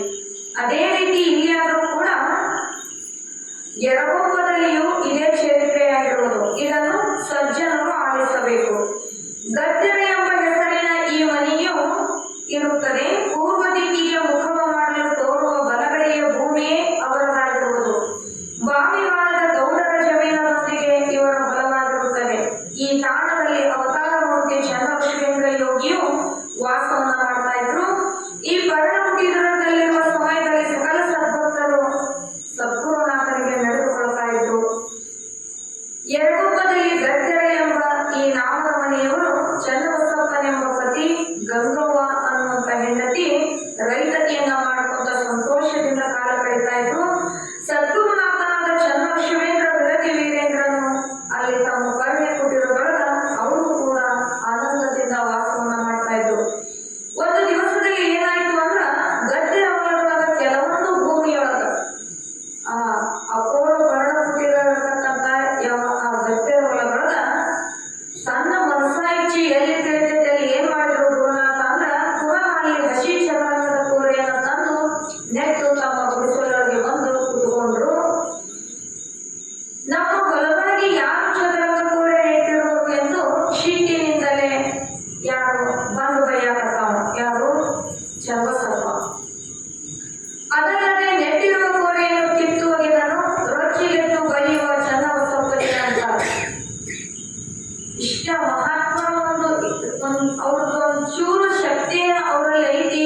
ಭೂಮಿಗೆ ಬಂದಂತ ಭಗವಂತ ಅವರ ಇರುವಿಕೆಯನ್ನು ನೋಡಿ ತಿಳಿದುಕೊಳ್ಳಲಿಲ್ಲ. ಅದಕ್ಕ ಒಂದು ಮಾತಿನ ಶರಣು ಅಂದರೆ ಮರಣಿಲ್ಲ ಅಂತ ಹೇಳ್ತೀವಿ ನಾವು. ಕಡೆ ಅಂತ ಭಗವಂತನ ಇರುವಿಕೆಯನ್ನ ಅರಿಯದೇ ಇದ್ದಿದ್ದಕ್ಕಾಗಿ ಎಂಥ ಒಂದು ಘೋರಯಾತನೆಯ ದುಃಖವನ್ನ ಅನುಭವಿಸ್ತಿದ್ದ ಮನುಷ್ಯ ಅಂತಂದ್ರ ಗುರುನಾಥನನ್ನ ತನ್ನ ಮನಸ ಇಚ್ಛೆ ಆ ಚದರಂಗದ ಕೋರೆಯನ್ನ ಕಿತ್ತೋಗುದು ಚನ್ನಬಸಪ್ಪ ಭಯಂತ. ಆಗ ಗುರುನಾಥ ಹೇಳ್ತಾನ, ಎಲ್ಲೋ ಮೂರ್ಖ ಮಗನೇ, ಯಾವ ರೀತಿಯಾಗಿ ನೀನು ಅದನ್ನ ಕಿತ್ತು ಒಗಿದೆಯಲ್ಲ ಅದೇ ರೀತಿಯಾಗಿ ನಿನ್ನ ಬೇರೆಯು ಕಿಚ್ಚೆದ್ದು ಬೆಂದು ಹೋಗಲಿ ಎಂದು ಅವರು ಶಾಪವನ್ನ ಕೊಡ್ತಾರೆ. ಮುಂದೆ ಕರ್ಮಾನುಗತಿಯಿಂದ ಗದ್ದೆರ ಚನ್ನಬಸಪ್ಪನ ಮಗನು ಬಸವಣ್ಣಪ್ಪನೆಂಬಾತನ ಹಿರಿಯ ಮಗನು 3 ತಿಂಗಳೊಳಗಾಗಿ ನಿರಾಯಾಸದಿಂದ ಮರಣವನ್ನಪ್ಪಿದನು. ಯಾವುದೊಂದು ರೋಗ ರುಜಿಯಿಲ್ಲ, ಯಾವುದೂ ಬಾಧೆ ಇಲ್ಲದೆ ಪ್ರಾಣ ತೊರೆಯಬೇಕಾದರೆ ಇದು ಮಹಾತ್ಮರ ಶಾಪವೇ ಎಂದು ಜನರು ನುಡಿಯತೊಡಗಿದರು. ಒಂದಾದಾಗ ಯಾಕಿಷ್ಟ ಅಘಟಿತ ಘಟನೆಗಳು ನಡೀತಾ ಇತ್ತು ಅಂತಂದ್ರ ಭಗವಂತನ ಅರಿತವರು ಒಂದು ಭಾಗ ಆದ್ರ ಅರಿಯದೇ ಅವರ ಶಾಪಕ್ಕೆ ಗುರಿಯಾದವರು 2 ಭಾಗದಷ್ಟು ಜನ ಒಂದ ಊರಾಗ ಇರ್ತಿತ್ತು. ಎಷ್ಟು ಲೀಲೆನ ಬಾವಿಯಾಗ ನಡೆದಾವಂದ್ರೂ ಕೂಡ ಮತ್ತ ಅವರ ಸಾಮರ್ಥ್ಯವನ್ನು ಯಾಕೆ ಅರ್ಥಕೊಳ್ಳಕ್ಕಾಗಿಲ್ಲ ಮನುಷ್ಯನಿಗೆ ಇನ್ನು ಅಂತಂದ್ರ ಅಲ್ಲಿ ಮುಖ್ಯವಾಗಿ ಅಜ್ಞಾನ ಮತ್ತ 8 ಮದಗಳಲ್ಲಿ ಒಂದಾದರೂ ಆ ಮನುಷ್ಯನಲ್ಲಿತ್ತು ಅಂತಂದ್ರ ಗುರುವಿನ ಸಾಮರ್ಥ್ಯವನ್ನು ಅರಿಯಲಿಕ್ಕೆ ಸಾಧ್ಯ ಆಗುವುದಿಲ್ಲ. ಆದ್ದರಿಂದ ಅಂತ ಯಾವ ಗುರುನಾಥನ ಶಾಪದಿಂದ ಯಾವಾಗ ಮಗನನ್ನ ಕಳ್ಕೊಂಡ್ರು ಜನ ನಾಕತ್ರು. ಹೋಗಿ ಅಂತ ಮಹಾತ್ಮರು ಕೂಡ ಇದು ಹಾಕೊಂಡ್ರ ಮತ್ತ ಅವ್ರು ನುಡಿದಂತೆ ಆಗ್ತತಿ. ಮೊದ್ಲ ಅವ್ರು ಏನಂತಾರಲ್ಲ ಅದು ಆಗ್ತತಿ ಅಂತ ಭಗವಂತನ ಕೂಡಿ ಉಳಿದು ಹಾಕೊಂಡಾರ. ಅವ್ರ ಮಾತಿನಂದ ಅವ್ರ ಶಾಪವೇ ಇವರಿಗೆ ಶಾಪವಾಗಿ ಅವ್ರ ಗುರು ಸತ್ನವ್ರು ಅಂತೇಳಿ ಜನ ಆಡ್ಕೊಳಕತ್ರು. ಹೀಗೆ ಜನರ ಮುಖದಿಂದ ಮಾತಾಡುವ ನುಡಿಯದ ಗಂಗವ್ವ ಮತ್ತು ಚನ್ನಬಸಪ್ಪ ಇವರಿಬ್ಬರು ಬಂದು ಸದ್ಗುರುನಾಥನಿಗೆ ತಪ್ಪಾಗಿರುತ್ತದೆ ಎಂದು ಕ್ಷಮಿಸಿ ಬೇಡುವರಾದರು. ಸತ್ತು ಹೋಗ್ಬಿಟ್ಟಾನ ಮಗ. ಯಾವಾಗ ಮಗ ಸತ್ತು ಅವಾಗ ಅರಿವಿಗೆ ಬಂತು, ಗುರುನಾಥ ಇವ ಸಾಮಾನ್ಯವಾದಂಥವನಲ್ಲ, ಭೂಮಿಯನ್ನೇ ತಿರುಗಿಸಲಿಕ್ಕೆ ಬಂದಂತ ಭಗವಂತ. ಇವನ ಜೊತೆ ನಾವು ಸುಮ್ಮನೆ ಗುರುನಾಥನನ್ನ ಇದನ್ನು ದುಃಖವನ್ನ ಹೊಂದಿರಲಿಲ್ಲ ಅಂತ ಹೇಳಿಯಪ್ಪ, ನಮ್ದು ತಪ್ಪಾತು, ನಮ್ಮನ್ನ ಕ್ಷಮಾ ಮಾಡ್ರಿ ಅಂತ ಇಬ್ಬರು ದಂಪತಿಗಳು ಭಗವಂತನಲ್ಲಿ ಬಂದಾಗ ತಪೋಮೂರ್ತಿ ಎನ್ನುತ್ತಾರೆ, ನಾವು ಎಷ್ಟು ಜಮೀನುಗಳಲ್ಲಿ ಕೋರಿ ಹಚ್ಚಿರುವೆನೋ ಅದನ್ನು ನೀವು ನಮ್ಮ ಹೆಸರಿನಿಂದಲೇ ಜಮೀನು ಬಿಟ್ಟು ಕೊಡುವುದಾಗಬೇಕೆಂದರು. ನೀವು ಹೀಗೆ ಮಾಡಿದರೆ ನಿಮಗೆ ಸುಖವಾಗುತ್ತದೆ, ಈ ಮಾತನ್ನು ಪರಿಪಾಲಿಸಲಿಲ್ಲವೆಂದರೆ ನಿಮಗೆ ಬಹು ಪ್ರಯಾಸವಾಗುವುದೆಂದರು. ಆಡಿದ ನುಡಿಯನ್ನು ಗಂಡ ಹೆಂಡರು ಆಲಿಸಿದರು. ಸದ್ಗುರುನಾಥ ನಿಮ್ಮ ನುಡಿಗಳನ್ನು ಮೀರಲಾರೆವು, ನಿಮಗೆಂದು ಅಡ್ಡ ಬರಲಾರೆವು ಎಂದು ನಮಿಸಿದರು. ಚನ್ನಬಸಪ್ಪನು ಗಂಗವ್ವನು ಸತಿಪತಿಗಳು ಸಂತೋಷದಿಂದ ಅಜಮಾಸ 1 ಎಕರೆಯ ಈ ಬಲವನ್ನು ನಿಮಗೆ ದಾನ ಮಾಡಿದ್ದೇವೆ ಎಂದು ನೀಡಿದರು. ಇದನ್ನು ಮೊದಲ ಗುರುನಾಥನ ಶಕ್ತಿಯನ್ನು ಅರ್ಥಕೊಂಡಿದ್ರು ಅಂತಂದ್ರ, ಮೋಹದಿಂದ ಮುದ್ದಿಟ್ಟು ಬೆಳೆಸಿದ ಮಗ ಜೀವವನ್ನ ಕಳ್ಕೊಂಡಿದ್ದಿಲ್ಲ. ಯಾವಾಗ ಗುರುನಾಥನ ಶಕ್ತಿ ಅವರಿಗೆ ಅರಿವಿಗೆ ಬಂತಲ್ಲ, ಅವಾಗ ಅವ ಕೇಳದಷ್ಟು 1 ಎಕರೆ ಭೂಮಿಯನ್ನ ಸಂತೋಷದಿಂದ ಗುರುನಾಥನಿಗೆ ದಾನ ರೂಪವಾಗಿ ಕೊಟ್ಟರು. ಅಂದಿನಿಂದ ಜಮೀನವು ಪಡನಂಬರವಾಗಿ ಉಳಿದುಕೊಂಡಿರುವುದು. ಅವರು ನುಡಿದ ಪ್ರಕಾರ ಆ ಜಮೀನು ಉಪಭೋಗಿಸದೆ ಬೀಳವಾಗಿ ಉಳಿದುಕೊಂಡಿತು. ಮಾನವನಾದ ಮೇಲೆ ಆಡಿದ ಮಾತು ಕೊನೆಯ ತನಕ ನಡೆದರೆ ಮನುಷ್ಯ ನಿಮಿಸಿಕೊಳ್ಳುತ್ತಾನೆ, ಹೀಗೆ ಮಾಡದಿದ್ದರೆ ಅಸುರನಾಗುತ್ತಾನೆ. ತನ್ನ ಮತದಿಂದ ಮರೆತನೆಂದರೆ ಘನ ಶಿಕ್ಷೆಗೆ ಗುರಿಯಾಗುತ್ತಾನೆ. ಅದಕ್ಕಾಗಿಯೇ ಮಹಾತ್ಮರೆಂದು ಕರೆದಿರುವರು. ಅವ ಹೆಂಗ ತಾವು ಮಾತಾಡಿದ್ದನ್ನ ಮಾಡಿ ತೋರಿಸ್ತಾನೋ, ಮಾಡೋದನ್ನ ಅವ ಮಾತಾಡ್ತಾನ, ಅದಕ್ಕೆ ಅವ ಮಹಾತ್ಮ ಆಗ್ಯಾನ. ನಾವು ಮುಂಜಾನೆ ಮಾತಾಡಿದ ಮಾತು ಸಂಜೆಗೆ ಇರುವುದಿಲ್ಲ. ಬಹಳ ಸಂತೋಷದಾಗ ನಾ ಇಷ್ಟು ಕೊಡ್ತಾನೆ ಅಂದಿರ್ತಾನ, ಅಕಸ್ಮಾತ್ ಇಷ್ಟು ಕೊಡ್ತಾನೆ ಅಂದಿಲ್ಲಪ್ಪ ಕೊಡು ಅಂತಂದ್ರೆ ಆ ಕೊಡ್ತಾನೆ ಅನ್ನೋ ಬುದ್ಧಿ ಬಳಿ ಬಂದು ಕೊಡುವಾಗಿರುವುದಿಲ್ಲ. ಆದ್ದರಿಂದ ನಾವು ಏನು ನುಡಿತೇವಲ್ಲ ಅದನ್ನ ನಡ್ಕೊಂಡ್ರೆ ಮಾತ್ರ, ನೀವು ನುಡಿದಂತೆ ನಡೆದ್ರೆ ಮಾತ್ರ ನೀನು ಮಾನವನಾಗಲಿಕ್ಕೆ ಸಾಧ್ಯ. ನೀವು ಮಾತಾಡ್ದಂಗ ನೀನು ನಡ್ಕೊಳ್ಳಿ ಅಂದ್ರೆ ನೀನು ಅಸುರನಾಗ್ತಿ, ಅಂದ್ರೆ ರಾಕ್ಷಸ ಆಗ್ತಿ ಅಂತ ಹೇಳ್ತಾ ಇದ್ದಾರೆ. ಮಹಾತ್ಮರೆಂದರೆ ಮಹಿಮೆಯು ಅವರಲ್ಲಿ ಇರುತ್ತದೆ ಎಂದು ಸಿದ್ಧವಾಗಿರುತ್ತದೆ. ಮತ್ತೆ ಎಲ್ಲರಲ್ಲಿ ಮಹಿಮೆ ಇರ್ತದೇನೋ ಅಂತಂದ್ರ ಎಲ್ಲರಲ್ಲಿಯೂ ಇರುವುದಿಲ್ಲ, ಮಹಾತ್ಮರಲ್ಲಿ ಮಾತ್ರ ಇರ್ತದೆ. ಮಹಾತ್ಮ ಅಂದ್ರೆ ದೊಡ್ಡವರು, ಮಹಾ ಅಂದ್ರೆ ದೊಡ್ಡವರು. ಅಂಥವರಲ್ಲಿ ಮಹಾ ಮಹಿಮೆ ಅನ್ನುವಂಥದ್ದು ಹೆಂಗಿರ್ತದ ಅಂತಂದ್ರ, ಒಂದು ದಿನ ಮೊದಲವಾಗಿ ಒಳಗ ಅಜ್ಜನಿಗೆ ಗಾಂಜಾ ಸೇಯುವಂತ ಒಂದು ಹವ್ಯಾಸ. ತಮ್ಮ ಆನಂದದೊಳಗ ಸೇಯ್ತಾ ಇದ್ರು. ಅಲ್ಲಿ ಬಸಲಿಂಗಪ್ಪ ಧೈರ್ಯನವರು ಅನ್ನುವಂಥ ವ್ಯಕ್ತಿ ಅವನೊಂದು ಬಂದೂಕಿತ್ತು. ಊರಾಗ ಬರಾಕತ್ತ ಅಂದ್ರೆ ಎಲ್ಲರೂ ಹೆದರಿ ತಮ್ಮ ಬಾಗ್ಲ ಹಾಕೊಂತಿದ್ರು, ಯಾರಿಗೂ ಗುಂಡು ಹಾರಿಸಿ ಅಂತ. ಅಷ್ಟು ತನ್ನ ಅಧಿಕಾರ ಮದದಿಂದ ಮೆರೆಯುವಂತ ಯಾವ ಬಸಲಿಂಗಪ್ಪ ಸಂತೋಷಕ್ಕೆ ತಮ್ಮ ನಾ ಹೊರಗೆ ಬಂದ್ರೆ ಎಲ್ಲರೂ ಹೆದರ್ತಾರಲ್ಲ ಅಂತೇಳಿ. ನೋಡ್ರಿ, ಸಂತೋಷ ಎಲ್ಲದರಿಂದನೂ ಆಕತಿ. ಅಕಸ್ಮಾತ್ ಮನ್ಯಾಗ ಒಂದು ಭಾಳ ದಿನಕ್ಕೊಂದು ಗಂಡು ಮಗು ಹುಟ್ಟಿದ್ರು ಸಂತೋಷ ಆಗ್ತದ. ನಮಗ ಆಗದೆ ಇರೋರು ಮನ್ಯಾಗ ಅದ ಗಂಡು ಮಗು ಅಂತಾದ ಒಂದು ಕೂಸು ಸತ್ರು ಅವ್ರಿಗೆ ಸಂತೋಷ ಆಗ್ತದ. ಸಂತೋಷ ಅನ್ನುವಂತ ಒಂದ ವಾಕ್ಯ ಅವ್ರಿಗೆ ದುಃಖ ಆಗಿತ್ತು ಅಂತಂದ್ರೆ ಆ ವಿಷಯ ಇವ್ರಿಗೆ ಸಂತೋಷ ಆಗ್ತೈತಿ. ಮತ್ತೆ ನಮ್ಮಿಂದ ನೋಡಿ ಇನ್ನೊಬ್ರು ಹೆದರಿ ಬಾಗ್ಲ ಹಾಕೊಂತಾರಂದ್ರು ನನ್ನಂತ ವ್ಯಕ್ತಿ ಯಾರದಾರ ಅನ್ನುವಂಥದ್ದು ಕೂಡ ಆ ಅಭಿಮಾನದಿಂದ ಸಂತೋಷ ಆಗ್ತೈತಿ. ಈ ಯಾವ ಬಸಲಿಂಗಪ್ಪ ಎಷ್ಟು ಸಂತೋಷ ಆಗಿತ್ತು ಅಂದ್ರೆ, ನಾವು ಹೊರಗೆ ಬಂದ್ರೆ ಎಲ್ಲಾ ಜನ ಕದಾ ಆಡ್ತಾರಲ್ಲ, ನನ್ನ ಪವರ್ ಎಷ್ಟು ಇದ್ದಿತ್ತು, ನನ್ನ ಮಹಿಮೆ ಎಷ್ಟು ಇದ್ದಿತ್ತು ಅಂತ ಹೇಳಿ ತನ್ನ ಬಗ್ಗೆ ತಾನೇ ಜಂಬವನ್ನ ಕಚ್ಕೊಂಡು ಅಹಂಕಾರದಿಂದ ಇರ್ತಾ ಇದ್ದ. ಹೀಗೆ ಯಾವಾಗಲೂ ಇವನ ಕೈಯೊಳಗ ಬಂದೂಕು, ಅದನ್ನ ನೋಡಿ ಜನ ಹೆದರ್ತಾ ಇದ್ರು. ಒಂದು ದಿನ ಏನು ಮಾಡಿದ ಅಂತಂದ್ರ, ಮಠಕ್ಕೆ ಬರ್ತಾನ. ಮೊದಲ ಭಾಗದೊಳಗ ಅಜ್ಜ ಇರುವಂತ ಸಮಯದೊಳಗ ಬಂದು, ನನಗ ಗಾಂಜಾ ಕೊಡಿಸಿ ಯಾಕ ಅಂತ ಅಜ್ಜವರಿಗೆ, ಯಾರು ಬಸಲಿಂಗಪ್ಪ, ಇವನ ವರ್ತನ ಇವ ಬಾಳ ದುಷ್ಟದ, ಊರಾಗ ದುಷ್ಟದಾನ ಅಂತೇಳಿ ನೀಲಗಂಗಮ್ಮ ಅವನ ಬರೋದ್ರೊಳಗ ತನ್ನ ತೆಗೆದ ₹1 ಕೊಟ್ಟು ಅದನ್ನ ಅಜ್ಜ ಕಡೆ ಕೊಟ್ಟು ಇಸ್ಕೊಂಡು ಹೋಗು, ಸುಮ್ಮನೆ ಕೊಡ್ತಾರ. ಸುಮ್ಮನೆ ನೀ ಗಾಂಜಾ ಕೊಡಂದ್ರೆ ಅವ್ರು ಕೊಡೋದಿಲ್ಲ, ಸುಮ್ಮನೆ ಜಗಳ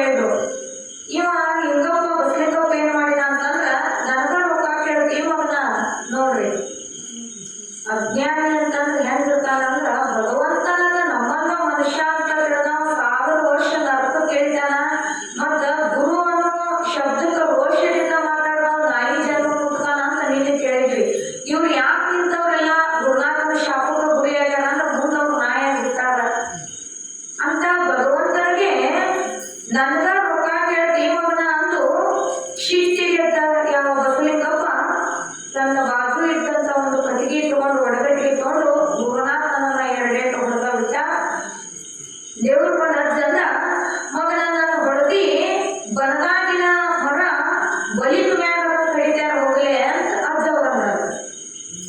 ಗಿಡ ವನದಾಗ ಅರಣ್ಯದಾಗ ಒಂದು ಗಿಡ ಇತ್ತು ಅಂತಂದ್ರೆ ಎಳೆದಿದ್ದಾಗ ಕಡಿದಿಲ್ಲ, ಅದು ಪೂರ್ಣ ಬಲಿತಿಂದ ಕಡಿತಾರ ಹೋಗ್ಲಿ ಅಂತ ಅಜ್ಜವ್ರಂದ್ರು. ಈ ಇಷ್ಟರೊಳಗ ನೀಲಗಂಗಮ್ಮ ತಾಯಿ ಬಂದು ಅವನನ್ನ ಹೊರಗೆ ಹಾಕಿದ್ರು. ನೀನ ಇಲ್ಲದ ಮತ್ತೆ ಬಂದು ಕೂಡ ಅಜ್ಜನ ಕಡೆ ಶಾಪಕ್ಕೆ ಗುರಿ ಆಗಿ ನೋಡು ಅಂತ ಹೇಳಿ ಅವನನ್ನ ಹೊರಗೆ ಹಾಕಿದ್ರು.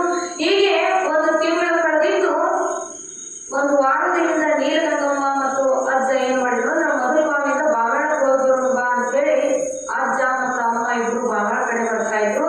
ಅದನ್ನ ನೋಡಿದಂತ ಬಸಲಿಂಗಪ್ಪ ಅವರಿಬ್ರು ಹೋಗೋದನ್ನ ನೋಡಿದ. ಅಲ್ಲೇ ಇರತಕ್ಕಂತ ಗುರುನಾಥನ ಶ್ರೇಷ್ಠ ಭಕ್ತರಾಗಿರ್ತಕ್ಕಂಥ ಅಂಕಣಿ ಯಲ್ಲಪ್ಪ ಮತ್ತು ಮರಿಗೌಡರ ಗೌಡಪ್ಪನಿಗೆ ಏನ್ ಹೇಳಿದ ಅಂತಂದ್ರ, ಏನ್ ನೀವು ಇಲ್ಲಿ ಹೊಂಟಿರಲ್ಲ ಮೊಸರು ರಾತ್ರಿ ಸಮಯ ಅಜ್ಜ ಮತ್ತ ನೀಲಗಂಗಮ್ಮ ತಾಯಿ ಬೆಳಿಗ್ಗೆ ಬಾಗಾಳ ಬಂದಿದ್ರಂತ. ಆ ಇಬ್ಬರು ಶಿಷ್ಯರಿಗೆ ಹೇಳಿದ, ಅವರು ಹೊಲದಿಂದ ರಾತ್ರಿ ಸಮಯದೊಳಗೆ ಮನೆಗೆ ಬರಾಕತ್ತಿದ್ರು. ಏನೋ ನೀವು ವಿಷಯ ತಿಳಿದಿಲ್ಲೋ ಅಂತ ಕೇಳಿದವ ಬಸಲಿಂಗಪ್ಪ. ಅವೆರಡೂ ಭಕ್ತರು ಅಜ್ಜನ ಭಕ್ತರು ಏನ್ ವಿಷಯ ಅಂದಾಗ, ನಿಮ್ಗೇನು ಸುದ್ದಿ ಬಿಟ್ಟಿಲ್ಲೇನೋ, ನೀವು ದೇವ್ರ ಕೊಂಡ ಅಜ್ಜ ಅಂತ ಏನ್ ಹೇಳ್ತಿದ್ರಲ್ಲ ಅವ ಬಾಗಾಳದಾಗ ದೇವ್ರ ಬಿಟ್ಟಾನಂತ ನಿಮ್ಗಿನ್ನೂ ಸುದ್ದಿ ಗೊತ್ತಾಗಿಲ್ಲೇನೋ ಅನ್ನಂತ. ಮತ್ತ ಗುರುನಾಥನನ್ನು ನಂಬಿದಂತ ಇಬ್ಬರು ಭಕ್ತರಿಗೆ ಶಿಡು ಹೊಡೆದಂಗಾತು. ಅಲ್ಲ ನಮ್ಮಪ್ಪ ಅಂತ ಇನ್ನೂ ಅಂತ ಅವಸ್ಥಾಗಿದ್ದಿಲ್ಲ, ಹೆಂಗ್ ದೇವ್ ಬಿಟ್ರು ಅಂತ ಆಕಾಶ ಭೂಮಿ ಏಕಾಗಿ ಆ ಅಹೋರಾತ್ರಿ ಒಳಗ ಓಡ್ಕೋತ ಬಾಗಾಳ ಬಂದು ಬರಾಕತ್ತಿದ್ರು. ಅವ್ರು ಏನ್ ಮಾಡಿದ್ರು ಅಂತಂದ್ರ ಕೈಯಾಗ ಒಂದು ಕೋಳಿ ತಗೊಂಡ್ರಂತ.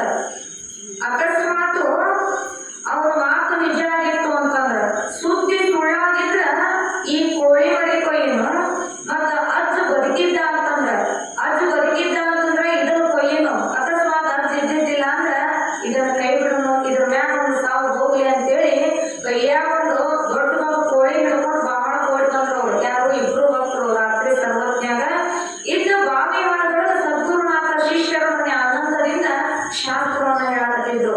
8 ತಾಸು ನಿದ್ರೆ ಮಾಡ್ಬೇಕು, ಯಾವಾಗಲೂ ಜಾಗೃತರಾಗಿರ್ಬೇಕು, ಮನುಷ್ಯರಾಗಿ ಹುಟ್ಟಿದ ಮೇಲೆ ಹರಿಹರರ ಧ್ಯಾನ ಮಾಡ್ಬೇಕು.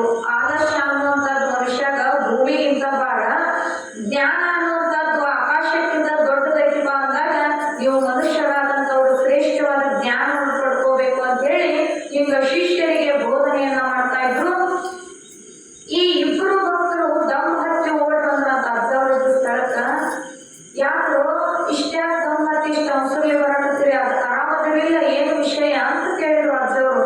ಆಗ ಭಕ್ತರು ಹೇಳ್ತಾರಪ್ಪ, ಆ ದಡಪ್ಪನವ್ರು ಬಸಲಿಂಗ್ಯ ನೀ ದೇಹ ಬಿಟ್ಟಿ ಅಂತ ಹೇಳಿದ್ರು, ಅದಕ್ಕೆ ಸತ್ಯವೋ ಬದುಕೇವೋ ಅಂತ ಹೇಳಿ ಓಡಿ ಬಂದ್ರಿಪ್ಪ ಅಂತ ಭಗವಂತನ ಮುಂದ ಕಣ್ಣೀರು ಸುರ್ಸಾಕತ್ರು. ದೇವ್ರ ಕೊಂಡ ಅಜ್ಜ ಅಂದ, ಹೌದೇನೋ ಆ ಬಸಲಿಂಗ್ಯ ಹಿಂಗ್ ಹೇಳಿದ, ಮತ್ ಕೈಯಾಗಿನ ಕೋಳಿ ತಂದಿರ ಜೀವತ್ ಕೋಳಿ ಹಿಡ್ಕೊಂಡ್ ಬಂದಿರಿ ಅಂತಂದ ಅಜ್ಜ. ಯಪ್ಪ ಸುಳ್ಳಾಗಿದ್ರ ಸಾವು ಹಿಂದಾಗ್ಲಿ ಅಂತ ಹೇಳಿ ಈ ಕೋಳಿ ತಗೊಂಡು ಬಂದಿದ್ವಿ ಅಂತ ಹೇಳಿದ್ರಂತ. ಏ ಮಕ್ಕಳ, ಸಾವನ್ ಗೆದ್ದವನು ನಾನು ಬಹುಮಾನ ಅನ್ನುವಂಥದ್ದು ಗೆದ್ದು ಬಂದೇನಿ. ಸಾವು ಅನ್ನುವಂಥದ್ದು ಯಾವ ಮನುಷ್ಯನ ಬಿಟ್ಟಿಲ್ಲ, ಕರೆ ಸಾವು ಗೆದ್ದವನ ಅನ್ನದೇನಿ. ನನಗ ಆ ಸಾವಿಗೂ ನನಗೂ ಸಂಬಂಧ ಇಲ್ಲ, ಅವ ಸುಮ್ಮನೆ ಅಂತಾನ. ಅದನ್ನೆಲ್ಲ ತಲೆ ಕೆಡಿಸ್ಕೋಬೇಡ್ರಿ, ಅನಾಯಾಸವಾಗಿ ಆ ಕೋಳಿ ಕೊಲ್ಬೇಡ್ರಿ, ಕೈ ಬಿಡ್ರಿ ಅಂತ ಹೇಳಿದ್ರು ಅಜ್ಜವರು. ನೀಲಗಂಗಮ್ಮ, ಯಪ್ಪ ಊರಾಗ ಅವ ಬಾಳ ಬೆಳೆಯಕತ್ತಾನ, ನೆಂತಂತಾಗೆ ನೀ ಶಾಪ ಕೊಡ್ತಿ, ಆ ಬಸಲಿಂಗ್ಯಾನ ಯಾಕೆ ಕೈ ಬಿಟ್ಟಿ ನೀನು ಅಂತ ನೀಲಗಂಗಮ್ಮ ತಾಯಿ ಹೇಳಿದ್ರು.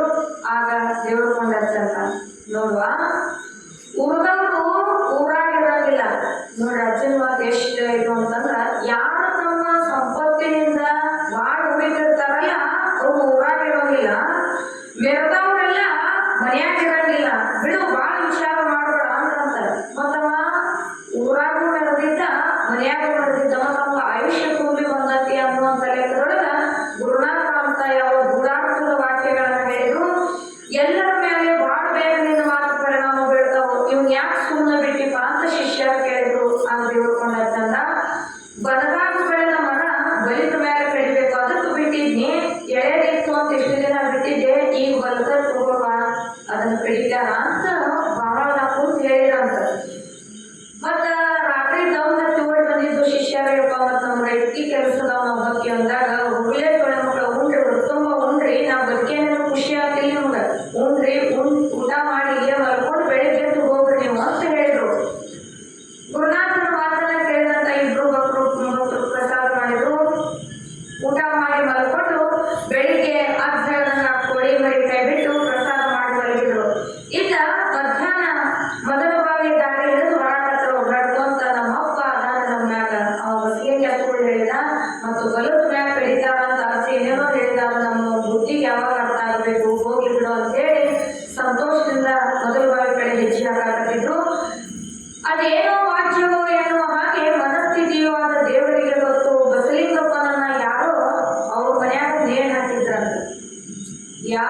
ಅರ್ಜ ಸತ್ತಾನಂತ ಏನು ಹೇಳಿದ್ನಲ್ಲ, ಅಂತ ಯಾವ ದೊಡ್ಡದಾದ ವ್ಯಕ್ತಿ ಅವನ ಮುಂದೆ ಸಾವೋ ಬರೋಂಗಿಲ್ಲ. ಅಂತ ಯಾವ ದೊಡ್ಡ ದೇಹದ ವ್ಯಕ್ತಿನ ಯಾರೋ ನೇಣು ಹಾಕಿದ್ರು, ತಾನೇ ಹಾಕಿಕೊಂಡಿದ್ದನೋ ಬೇರೆಯವರು ಹಾಕಿದ್ರು, ಅದು ಭಗವಂತನಿಗೆ ಗೊತ್ತು. ಒಟ್ಟಿನಲ್ಲಿ ಬಾವಿ ಹಾಳದಿಂದ ಬರುವ ಭಕ್ತರಿಗೆ ಊರಾಚೆಯ ಹಲಗೆ ಸಪ್ಪಳ ಕೇಳಿ ಹೆಜ್ಜೆ ಜೋರಾಗತೊಡಗಿತು. ಇವ್ರು ಏನು ದೇವ್ರ ಅಂತ ಓಡಿ ಹೋಗಿದ್ರಲ್ಲ, ಅವ್ರು ಹೆಂಗೆ ಮೊದಲು ವಾಸನೆ ಕೊಟ್ಟ ಹಲಗೆ ಸಪ್ಪಳ ಹೆಚ್ಚು ಕೇಳಾಕತ್ತಂತ. ಊರಾಗ ಹೋಗಿ ನೋಡಿದಾಗ ಯಾವ ಬಸಲಿಂಗಪ್ಪ ಅಹೋರಾತ್ರಿ ಕೀಳು ಮನಸ್ಸಿನಿಂದ ಊರಿಗೆ ಓಡೋಡಿ ಹೋಗುವಂತೆ ಮಾಡಿದ್ದನೋ ಅವನೇ ಭೂಮಿಯನ್ನ ಬಿಟ್ಟು ಓಡಿ ಹೋಗಿ ಸ್ತಬ್ಧನಾಗಿದ್ದ. ಅಂದ್ರ ನೇಣು ಹಾಕೊಂಡು ಸತ್ತಿದ್ದ ಅಂತ. ಹಂಗ ದೇವರ ಮಣ್ಣನ ಮಾತಿನ ಅರ್ಥವಾಯಿತು. ಪರರಿಗೆ ಕೇಳು ಬಗೆದರೆ ಸುತ್ತಿ ಸುತ್ತಿ ನಮ್ಮೆಡೆಗೆ ಬರುವುದು ಎಚ್ಚರಗಳಲ್ಲಿ ಎಂಬ ಸಂದೇಶವನ್ನ ಇವತ್ತು ಬಸಲಿಂಗಪ್ಪ ಭೂಮಿ ಮ್ಯಾಗ ಇವತ್ತಿನವರೆಗೂ ಕೂಡ. ಕಾರಣ ಏನು ಅಂತಂದ್ರ, ಭಗವಂತನ ಇರುವಿಕೆಯನ್ನ ನಾವು ಮನುಷ್ಯರಾಗಿ ಅರಿವಿನ ಜನ್ಮಕ್ಕೆ ಶ್ರೇಷ್ಠ ಮನುಷ್ಯತ್ವವನ್ನು ಪಡೆದು ಗುರುನಾಥನನ್ನ ನಾವು ಅರಿತುಕೊಳ್ಳಲಿಲ್ಲ ಅಂತಂದ್ರ ಗುರುವಿನ ಮಹಿಮೆ ಅನ್ನುವಂಥದ್ದು ಒಂದಲ್ಲ ಎರಡಲ್ಲ, ಹೆಜ್ಜೆ ಹೆಜ್ಜೆಗೂ ಪವಾಡ ಲೀಲೆಗಳನ್ನು ಮಾಡಿರ್ತಕ್ಕಂಥ ಭಗವಂತ ಈ ರೀತಿಯಾಗಿ ಮದನ ಬಾವಿಯೊಳಗ ತಮ್ಮ ಲೀಲೆಯನ್ನ ತೋರಿಸುತ್ತಾರೆ. ಆದ್ದರಿಂದ ಮಹಾತ್ಮರೆಂದರೆ ಅವರಲ್ಲಿ ಮಹಿಮೆಯೂ ಕೂಡ ಅವರಲ್ಲಿ ಇರುತ್ತದೆ. ಮರೆತು ಸಂಸಾರದಲ್ಲಿ ಗರುವಿನಿಂದ ಕೂಡಿದರೆ ಹೊರಗಿಸಿ ನಮ್ಮನ್ನು ದುಃಖಕ್ಕೆ ಈಡು ಮಾಡುತ್ತದೆ. ಇದನ್ನು ಮರೆಯಬಾರದು. ಶಿರಿ ಸಂಪತ್ತುವಾಗಲಿ ಧನಕನಕಾಗಲಿ ಹೊತ್ತುಕೊಂಡು ಬಂದ ನಮ್ಮ ಶರೀರವೇ ಆಗಲಿ ಇದು ಯಾವುದೆಂದರೆ ಪರಮಾತ್ಮನ ವಸ್ತುಗಳಾಗಿರುತ್ತವೆ. ಇವು ಯಾವುದು ನಮ್ಮ ಪದಾರ್ಥಗಳಲ್ಲ.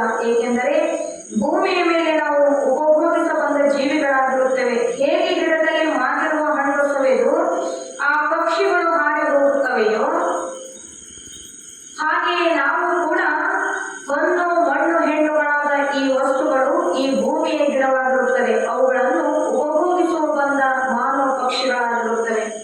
ಹೆಂಗ ಗಿಡದಾಗಿನ ಪಕ್ಷಿಗಳು ಹೆಂಗ ರಾತ್ರೆಲ್ಲ ಕುಂತು ಬೆಳಗ್ಗೆ ಹೆಂಗ ಹಾರಿ ಹೋಗ್ತಾವೋ ಹಂಗ ಭೂಮಿ ಅನ್ನುವಂಥದ್ದು ಇದೊಂದು ವೃಕ್ಷ.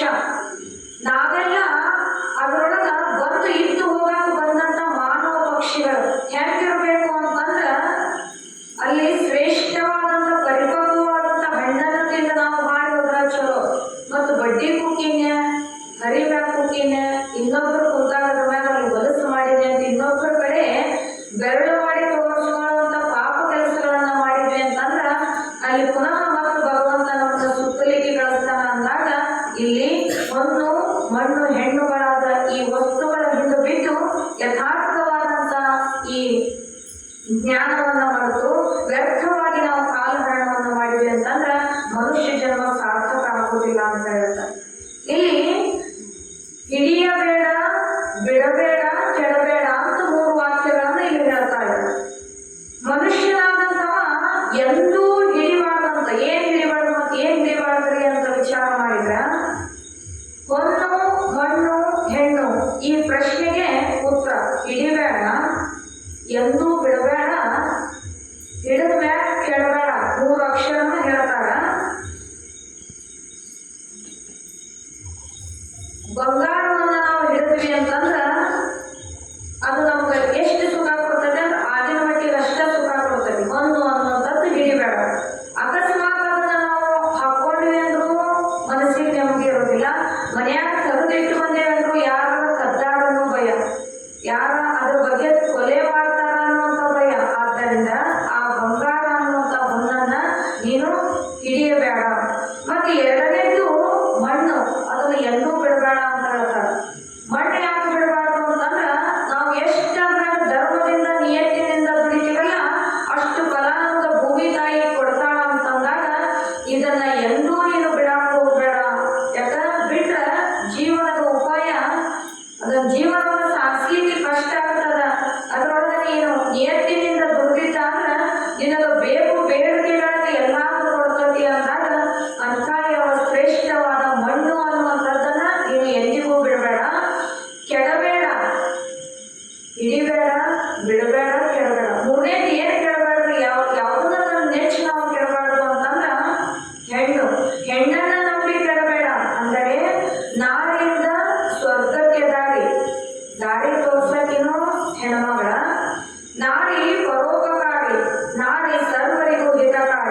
ಆದರೆ ಮುನಿದರೆ ಮಾತ್ರ ಮನೆಗೆ ಹೆಮ್ಮಾರೆ ಅಂತ ಹೇಳ್ತಾರೆ.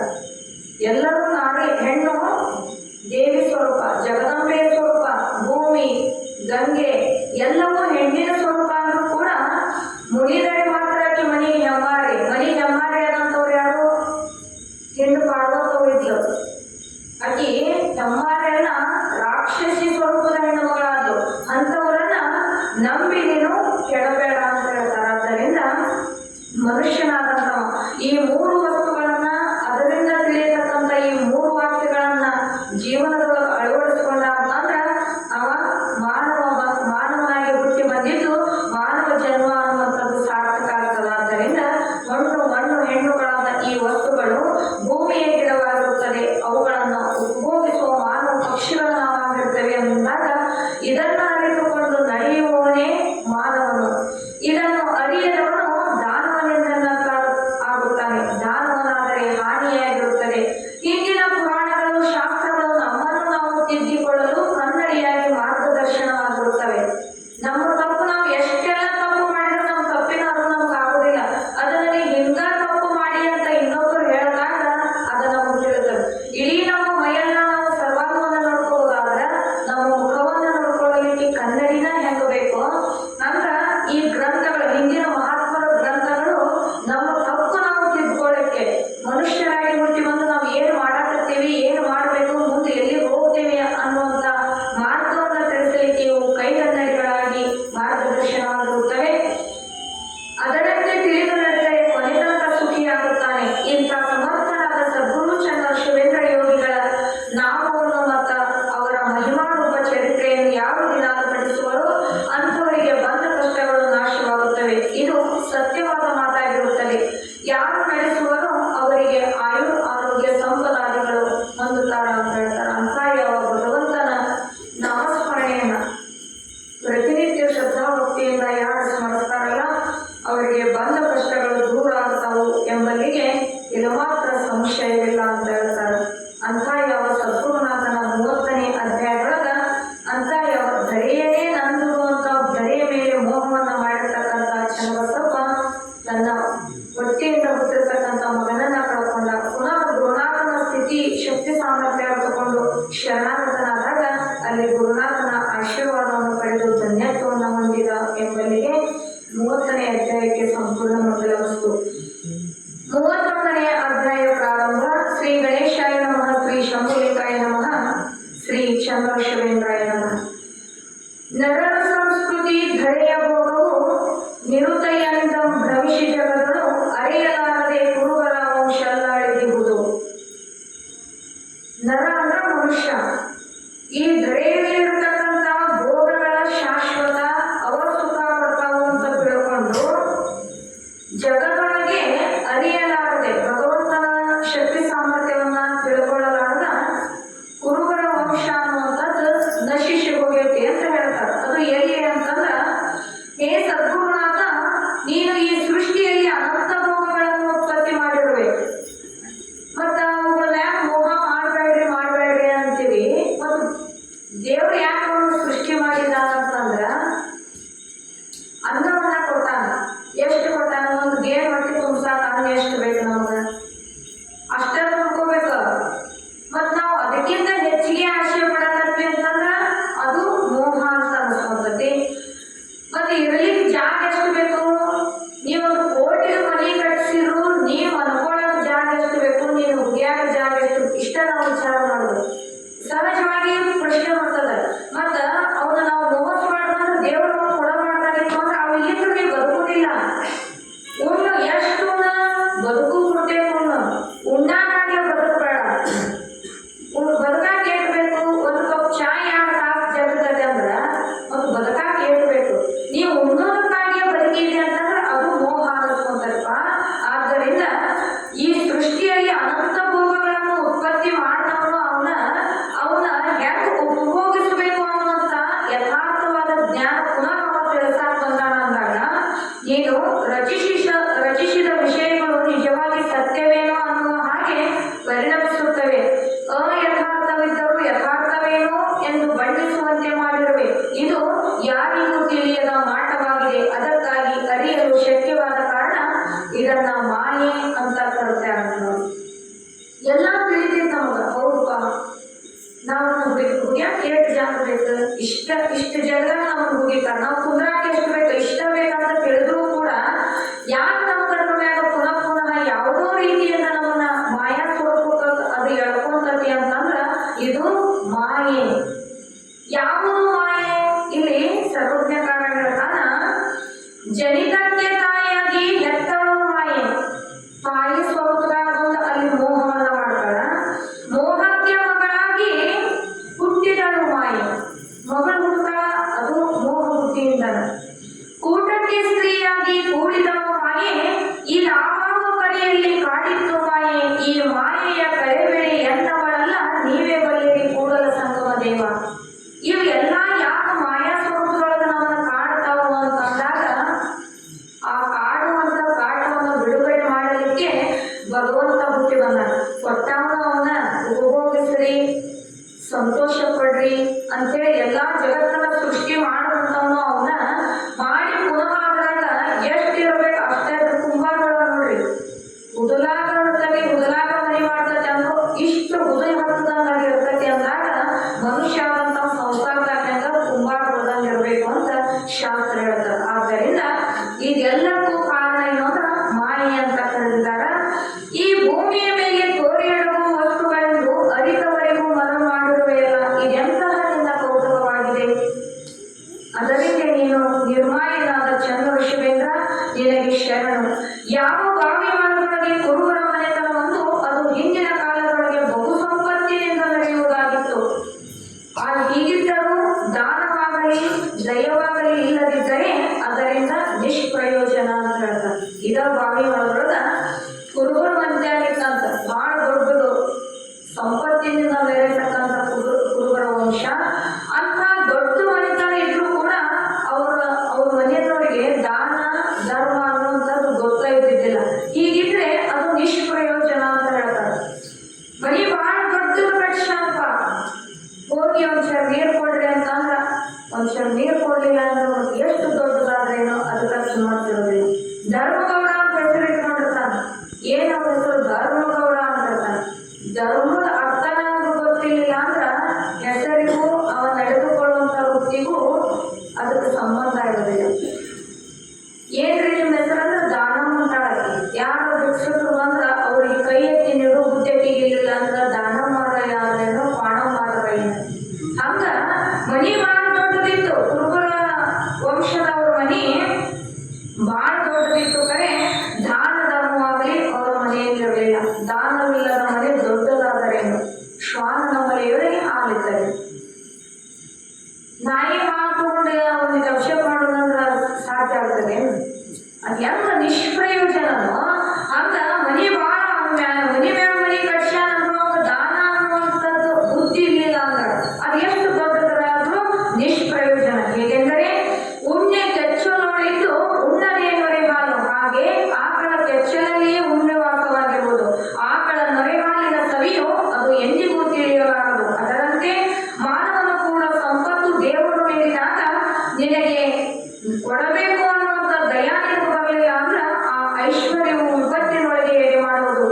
ಇದೇ ಬಾವಿಮಾಳದಲ್ಲಿ ಅವತಾರ ಮೂರ್ತಿಯು ಮತ್ತು ತಪೋಮೂರ್ತಿಗೆ ಅವರ ಪಾದಕ್ಕೆ ನೋವು ಬಂದು ಕೂಡಿಕೊಂಡಿತ್ತು. ಆಗ ಬಾವಿಮಾಳದೊಳಗಿರುವ ಪ್ರಮುಖರೆಲ್ಲರೂ ಕೂಡಿ ಮಾತನಾಡಿದರು. ಏನೆಂದರೆ, ಇಂಥ ಮಹಾತ್ಮರಿಗೆ ಅವರಿಗೆ ಪಾದದ ಗಾಯಕ್ಕೆ ನಿವಾರಣೆ ಸಲುವಾಗಿ ಉಪಾಯ ಯಾವುದೆನ್ನುತ್ತಾ ವಿಚಾರ ಮಾಡಿದರು. ಅಪ್ಪೋರ್ ಪಾದಕ್ಕೆ ನೋವಾಗಿದ್ದಿ ಮತ್ತು ಅದನ್ನು ಹೆಂಗ ವಾಸಿ ಮಾಡೋದು ಅಂತೇಳಿ ಪ್ರಮುಖರು ಶಿಷ್ಯವರ್ಗ ವಿಚಾರ ಮಾಡಿದರು. ಏನ್ ಮಾಡಿದ್ರು ಅದರ ನಿವಾರಣೆಗಾಗಿ ಅಂದ್ರ ಎಲ್ಲರೂ ಒಂದು ನಿರ್ಣಯಕ್ಕೆ ಬರ್ತಾರೆ. ಏನು ಅಂತಂದ್ರ ಮನೆಗೆ ನಾವೆಲ್ಲರೂ ಕೂಡಿಕೊಂಡು ವರ್ಗಣೆ ಮಾಡಬೇಕು ಅಂತ ನಿಶ್ಚಯ ಮಾಡಿದ್ರು. ಮತ್ತೊಬ್ಬರು ಅಂತ ನಮ್ಮೂರಲ್ಲಿ ಪರಶುವನ ಪರಾವತಾರವೇ ಗುರುರೂಪವಾಗಿ ಬಂದು ನೆಲೆಸಿರುವುದು. ಅಂಥವರ ಪಾದಕ್ಕೆ ಗಾಯ ಗುಣಪಡಿಸಬೇಕಾದರೆ ಇದಕ್ಕೆ ಮುಖ್ಯ ಹಣ ಬೇಕಾಗ್ತದೆ. ಆ ಹಣದಿಂದ ವೈದ್ಯರ ಸಲಹೆ ಮೇರೆಗೆ ಗುರುನಾಥನ ಉಪಚಾರವನ್ನ ನಾವು ಕೈಗೊಳ್ಳಬೇಕು ಅಂತ ಹೇಳಿದ್ರು. ಆದ ಕಾರಣ ನಾವೆಲ್ಲರೂ ಕೂಡಿಕೊಂಡು ಒಂದೊಂದು ಮನೆಗೆ ಇಂತಿಷ್ಟೆಂದು ಗೊತ್ತುಪಡಿಸೋಣ ಅಂತ ವಿಚಾರ ಮಾಡ್ತಾರೆ. ಆಗ ಸದ್ಗುರುವಿನ ಸಲುವಾಗಿ ಮರುಗಿ ಕೂಡಿದವರೆಲ್ಲರೂ ಮಾಡೋಣ ಅಂತ ಪ್ರೀತಿ ಎಲ್ಲರೂ ಒಪ್ಕೊಂಡ್ರು. ಹರತನ್ನೋ ಇರುತ್ತ ಗುರು ತೋರದೆ ತಿಳಿಯುವುದೇ, ಮರಗಳು ಅಗ್ನಿ ಇರುತ್ತಿದ್ದ ತನ್ನ ತಾನರಿಯಬೇಕೆಂದ ಸರ್ವಜ್ಞ. ನರಜನ್ಮವನ್ನು ತಾಳಿ ಬಂದವರಿಗೆ ತನ್ನೊಳಗಿರುವ ಅರಿವು ತಾನು ತಿಳಿಯಬೇಕಾದರೆ ಅದಕ್ಕೆ ಒಬ್ಬ ಸದ್ಗುರುನಾಥನು ಬೇಕಾಗುತ್ತಾನೆ. ಗುರುವಿಲ್ಲದ ವಿನಃ ಅರಿಯಲಿಕ್ಕೆ ಬಾರದಾಗಿರುವುದು. ಆದ್ದರಿಂದ ಗುರುವರನ್ನು ಒಲವಿಲ್ಲದವನೇನನ್ನೋದನ್ನು ದೊರೆಯಲ್ಲದಿದ್ದು ಸಮ್ಯಕ್ ಜ್ಞಾನ ಅಂತ ಹೇಳ್ತಾರೆ. ನಮ್ಮ ಪಾಡಿಗೆ ನಾವು ಏನೋ ಓದಿ ತಿಳ್ಕೊಂಡೇವೆ ಅಂದ್ರೂ ಕೂಡ ಮುಂದೆ ಕೂತ ಅದರ ಅರ್ಥವನ್ನು ಒಬ್ಬರು ಹೇಳಿದಾಗ ನಮ್ಗೆ ಹೆಂಗ ಅದ್ರ ಭಾವ ನಮ್ಮ ಮನಸ್ಸಿನೊಳಗೆ ಆಕಾರ ಆಗ್ತದೋ ಅದಕ್ಕೆ ಶ್ರೇಷ್ಠವಾದ ಒಬ್ಬ ಗುರುನಾಥ ಬೇಕು. ಇಂಥ ಗುರುನಾಥ ನಮ್ಮ ಊರಾಗ ಬಂದು ಅದಾನಂದಾಗ ಅವರು ಅದಕ್ಕೆ ನೋವಾದಾಗ ನಾವೆಲ್ಲರೂ ಸುಮ್ಮನೆ ಇರೋದು ತಪ್ಪು. ಅದಕ್ಕಾಗಿ ಅದಕ್ಕೆ ಉಪಚಾರ ಮಾಡಕ ಈ ರೀತಿಯಾಗಿ ವಿಚಾರವನ್ನ ಮನದಲ್ಲಿಟ್ಟುಕೊಂಡು ಸದ್ಗುರುನಾಥನ ಬಳಿಯಲ್ಲಿ ಸರ್ವರು ಬಂದರು.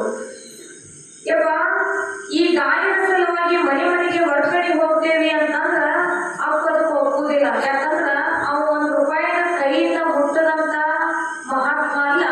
ನೀನು ಪಾದದ ನೋವಾಗಿ ನಾವು ಮನೆ ಮನೆಗೆ ಅಡ್ಡಾಡ್ತೇವೆ ಅಂದ್ರೆ ಗುರುನಾಥ ಇದಕ್ಕೆ ಒಪ್ಪುವುದಿಲ್ಲ. ಹೆಂಗಾದ್ರೂ ಮಾಡಿ ಅವ್ರನ್ನ ಸಮಾಧಾನ ಸ್ಥಿತಿಯಿಂದ ಅವ್ರ ಮನಸ್ಸನ್ನ ಒಲಿಸಿಕೊಂಡು ಅವ್ರನ್ನ ಕರ್ಕೊಂಡು ಹೋಗೋಣ ಅಂತ ಹೇಳಿ ಏನ್ ಮಾಡಿದ್ರು ಅಂತಂದ್ರ ನಾವೆಲ್ಲರೂ ಅವರನ್ನು ಸಂತೈಸಿ ಅವರನ್ನು ನಮ್ಮ ಹೆಗಲ ಮೇಲೆ ಕೂಡಿಸಿಕೊಂಡು ಮನೆ ಮನೆಗೆ ಹೋದರೆ ಪಟ್ಟಿಯಾಗುತ್ತದೆ ಎಂದು ಈ ಅಭಿಪ್ರಾಯದಿಂದ ಅವರಲ್ಲಿಗೆ ಬಂದು ಕೊಡ್ತಾರೆ. ಈ ಗಾಯದ ಸಲುವಾಗಿ ಇದು ಗುಣವಾಗಬೇಕಾದರೆ ಔಷಧೋಪಚಾರ ಮಾಡಬೇಕೆಂದು ನಿಮಗೆ ನಿಶ್ಚಯಿಸಿದ್ದೇವೆ ಸದ್ಗುರುನಾಥ. ಈ ವಿಷಯವನ್ನ ನಿಮಗೆ ತಿಳಿಸಾಕಂತ ಬಂದಿವೆಪ್ಪ ಅಂತ ಹೇಳಿದ್ರು. ತಮ್ಮಲ್ಲಿಯೇ ವಿಚಾರವನ್ನ ಇಟ್ಟುಕೊಂಡು ಅವರಲ್ಲಿಗೆ ಬಂದು ನಮಿಸಿ ಹೀಗೆ ಅನ್ನುತ್ತಾರೆ. ಗುರುದೇವ, ಮನೆ ಮನೆಗೆ ಹೋಗಿ ಅಲ್ಲಲ್ಲಿಗೆ ಬಿಸಿ ನೀರಿನಿಂದ ನೀರು ಉಣಿಸಿದರೆ ತಮಗೆ ಆರಾಮ ಅನಿಸ್ತದ. ಅದಕ್ಕೆ ಹೋಗೋಣ ನಡೀರಿಯಪ್ಪ ಅಂತಂದ್ರು. ಆಗ ಗುರುನಾಥ ಹೇಳ್ತಾನ, ಸದ್ಗುರುನಾಥ, ಅಲ್ಲರೂ ಈ ಕೊಳಕಗಳಿಗೆ ಹುಳ ಹತ್ತಿ ಸೋರಾಕತ್ತೈತಿ. ಒಂದು ದಿನ ಇದು ಅಳಿದು ಇಲ್ಲವಾಗುತ್ತದೆ. ಇಳೆಯೊಳಗೆ ಈ ಶರೀರದ ಚಿಂತೆ ನೀವು ಮಾಡಬೇಡ್ರಿ. ಕೊಳಕಗಳಿಗೆ ಒಂದು ದಿನ ಸೋರುದ ಹುಳ ಹತ್ತಿ ಹೋಗೈತಿ ಅಂದಾಗ ಒಂದು ದಿನ ಇಲ್ಲ ಆಗುದ. ಇದ್ರ ಬಗ್ಗೆ ಯಾಕೆ ನೀವು ಚಿಂತೆ ಮಾಡ್ತೀರಿ ಅಂತಂದ್ರಂತ ಚಂದ್ರಶೇಖರ್ ಹಾಕೋರು. ಅದು ಕಾಲು ಬಹಳ ನೋವಾಗಿತ್ತು. ಹೌದು, ಕೊಳಕಗಳಿಗೆ ಹೋಲಿಸ್ತಾರ ಅಂತಂದಾಗ ಮತ್ತ ಅವ್ರು ಯಾಕೆ ಮಹಾತ್ಮರಾದ್ರು, ನಾವ್ ಯಾಕೆ ಇನ್ನೂ ಮಾನವರಾಗಿರ್ತೀವಿ? ಸಿದ್ಧಾರೂಢರ ಶಿಷ್ಯನಾಗಿರ್ತಕ್ಕಂಥ ಗುರುನಾಥ ಅವರು ಮೌನ ಯೋಗಿಯವರು. ಒಂದು ದಿನ ಒಂದು ಕುರ್ಚಿಯ ಮೇಲೆ ಅವ್ರನ್ನ ಕುಂದಿರಿಸಿ ಅವರ ಉಪಚಾರವನ್ನು ಮಾಡುವಂತ ಶಿಷ್ಯವರ್ಗ ಎಲ್ಲೇ ಹೊರಗೆ ಹೋಗಿದ್ರು. ಹೋದ್ರು 2-3 ತಾಸು ಹೋಗಿದ್ರಂತವ್ರು. ಹೋದಾಗ ಬರ್ಲೇ ಇಲ್ಲ. ಹೆಂಗ ಆತು ಕುಂತಿದ್ರಲ್ಲ ಹಿಂಗ ಕುಂತಿದ್ರು ಗುರುನಾಥರವರು. ಹಂಗಾಗಿ ಯಾವ ಮಾಯಿದ ಹೋಗಿತ್ತ ಚೋಳ್ ಹೋಗಿತ್ತಂತವ್ರಿಗೆ. ಚೋಳ್ ಹೋಗಿ ಬೆನ್ನಿಗೆ ಅದು ಎಷ್ಟು ಅಗಲ ಕಡ್ದಿತ್ತಂದ್ರ ಇಡೀ ಅರ್ಧ ಬೆನ್ನು ಚೋಳ ಕಡಿದ್ರು ಕೂಡ 3-4 ತಾಸು ಹಿಂಗ ಕುಂತಿದ್ರಂತ. ಯಾರು ಗುರುನಾಥರವರು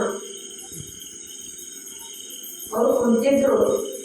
ನಾವು 5 ನಿಮಿಷ ಕುಂದ್ರುದಿಲ್ಲ. ಏನು ಇಡೀ ಶರೀರ ಅಳಿಗಾಡಿ ಕಾಲು ಚಾಚ ಆಕಳಿಸಿ ತಲೆ ಕೆಡ್ಕೊಂಡು ದುಃಖ ಕೆಡ್ಕೊಂಡು ಮತ್ತೆ ಇಷ್ಟು ಆರಾಮ್ ಕುಂತೇವೆ ನಾವು. ಜಮಖಾನ್ದಾಗ ನೀವು ಕುಂತ್ರಿ, ನಾನು 2 ಆಸನ ಕುಂತಾನೆ ಅಂದ್ರು ಶರೀರ ನೆಟ್ಟಗ ಕುಂದ್ರುದಿಲ್ಲ. 4-5 ತಾಸು ಶಿಷ್ಯವರ್ಗ ಬರ್ದಂಗಿದ್ರು ಕೂಡ ಗುರುನಾಥ ಕೂಡ ಅಂತ ಚೇಳ ಮಾಡ್ತಾ ಕಳಿಸ್ಕೊಂಡು ಸುಮ್ಮನೆ ಕುಂತಿದ್ರಂತ. ಹಿಂದಾಗ ಶಿಷ್ಯ ಬಂದು ಮತ್ತವ್ರು ಮಾತಾಡ್ತಿದ್ದಿಲ್ಲ.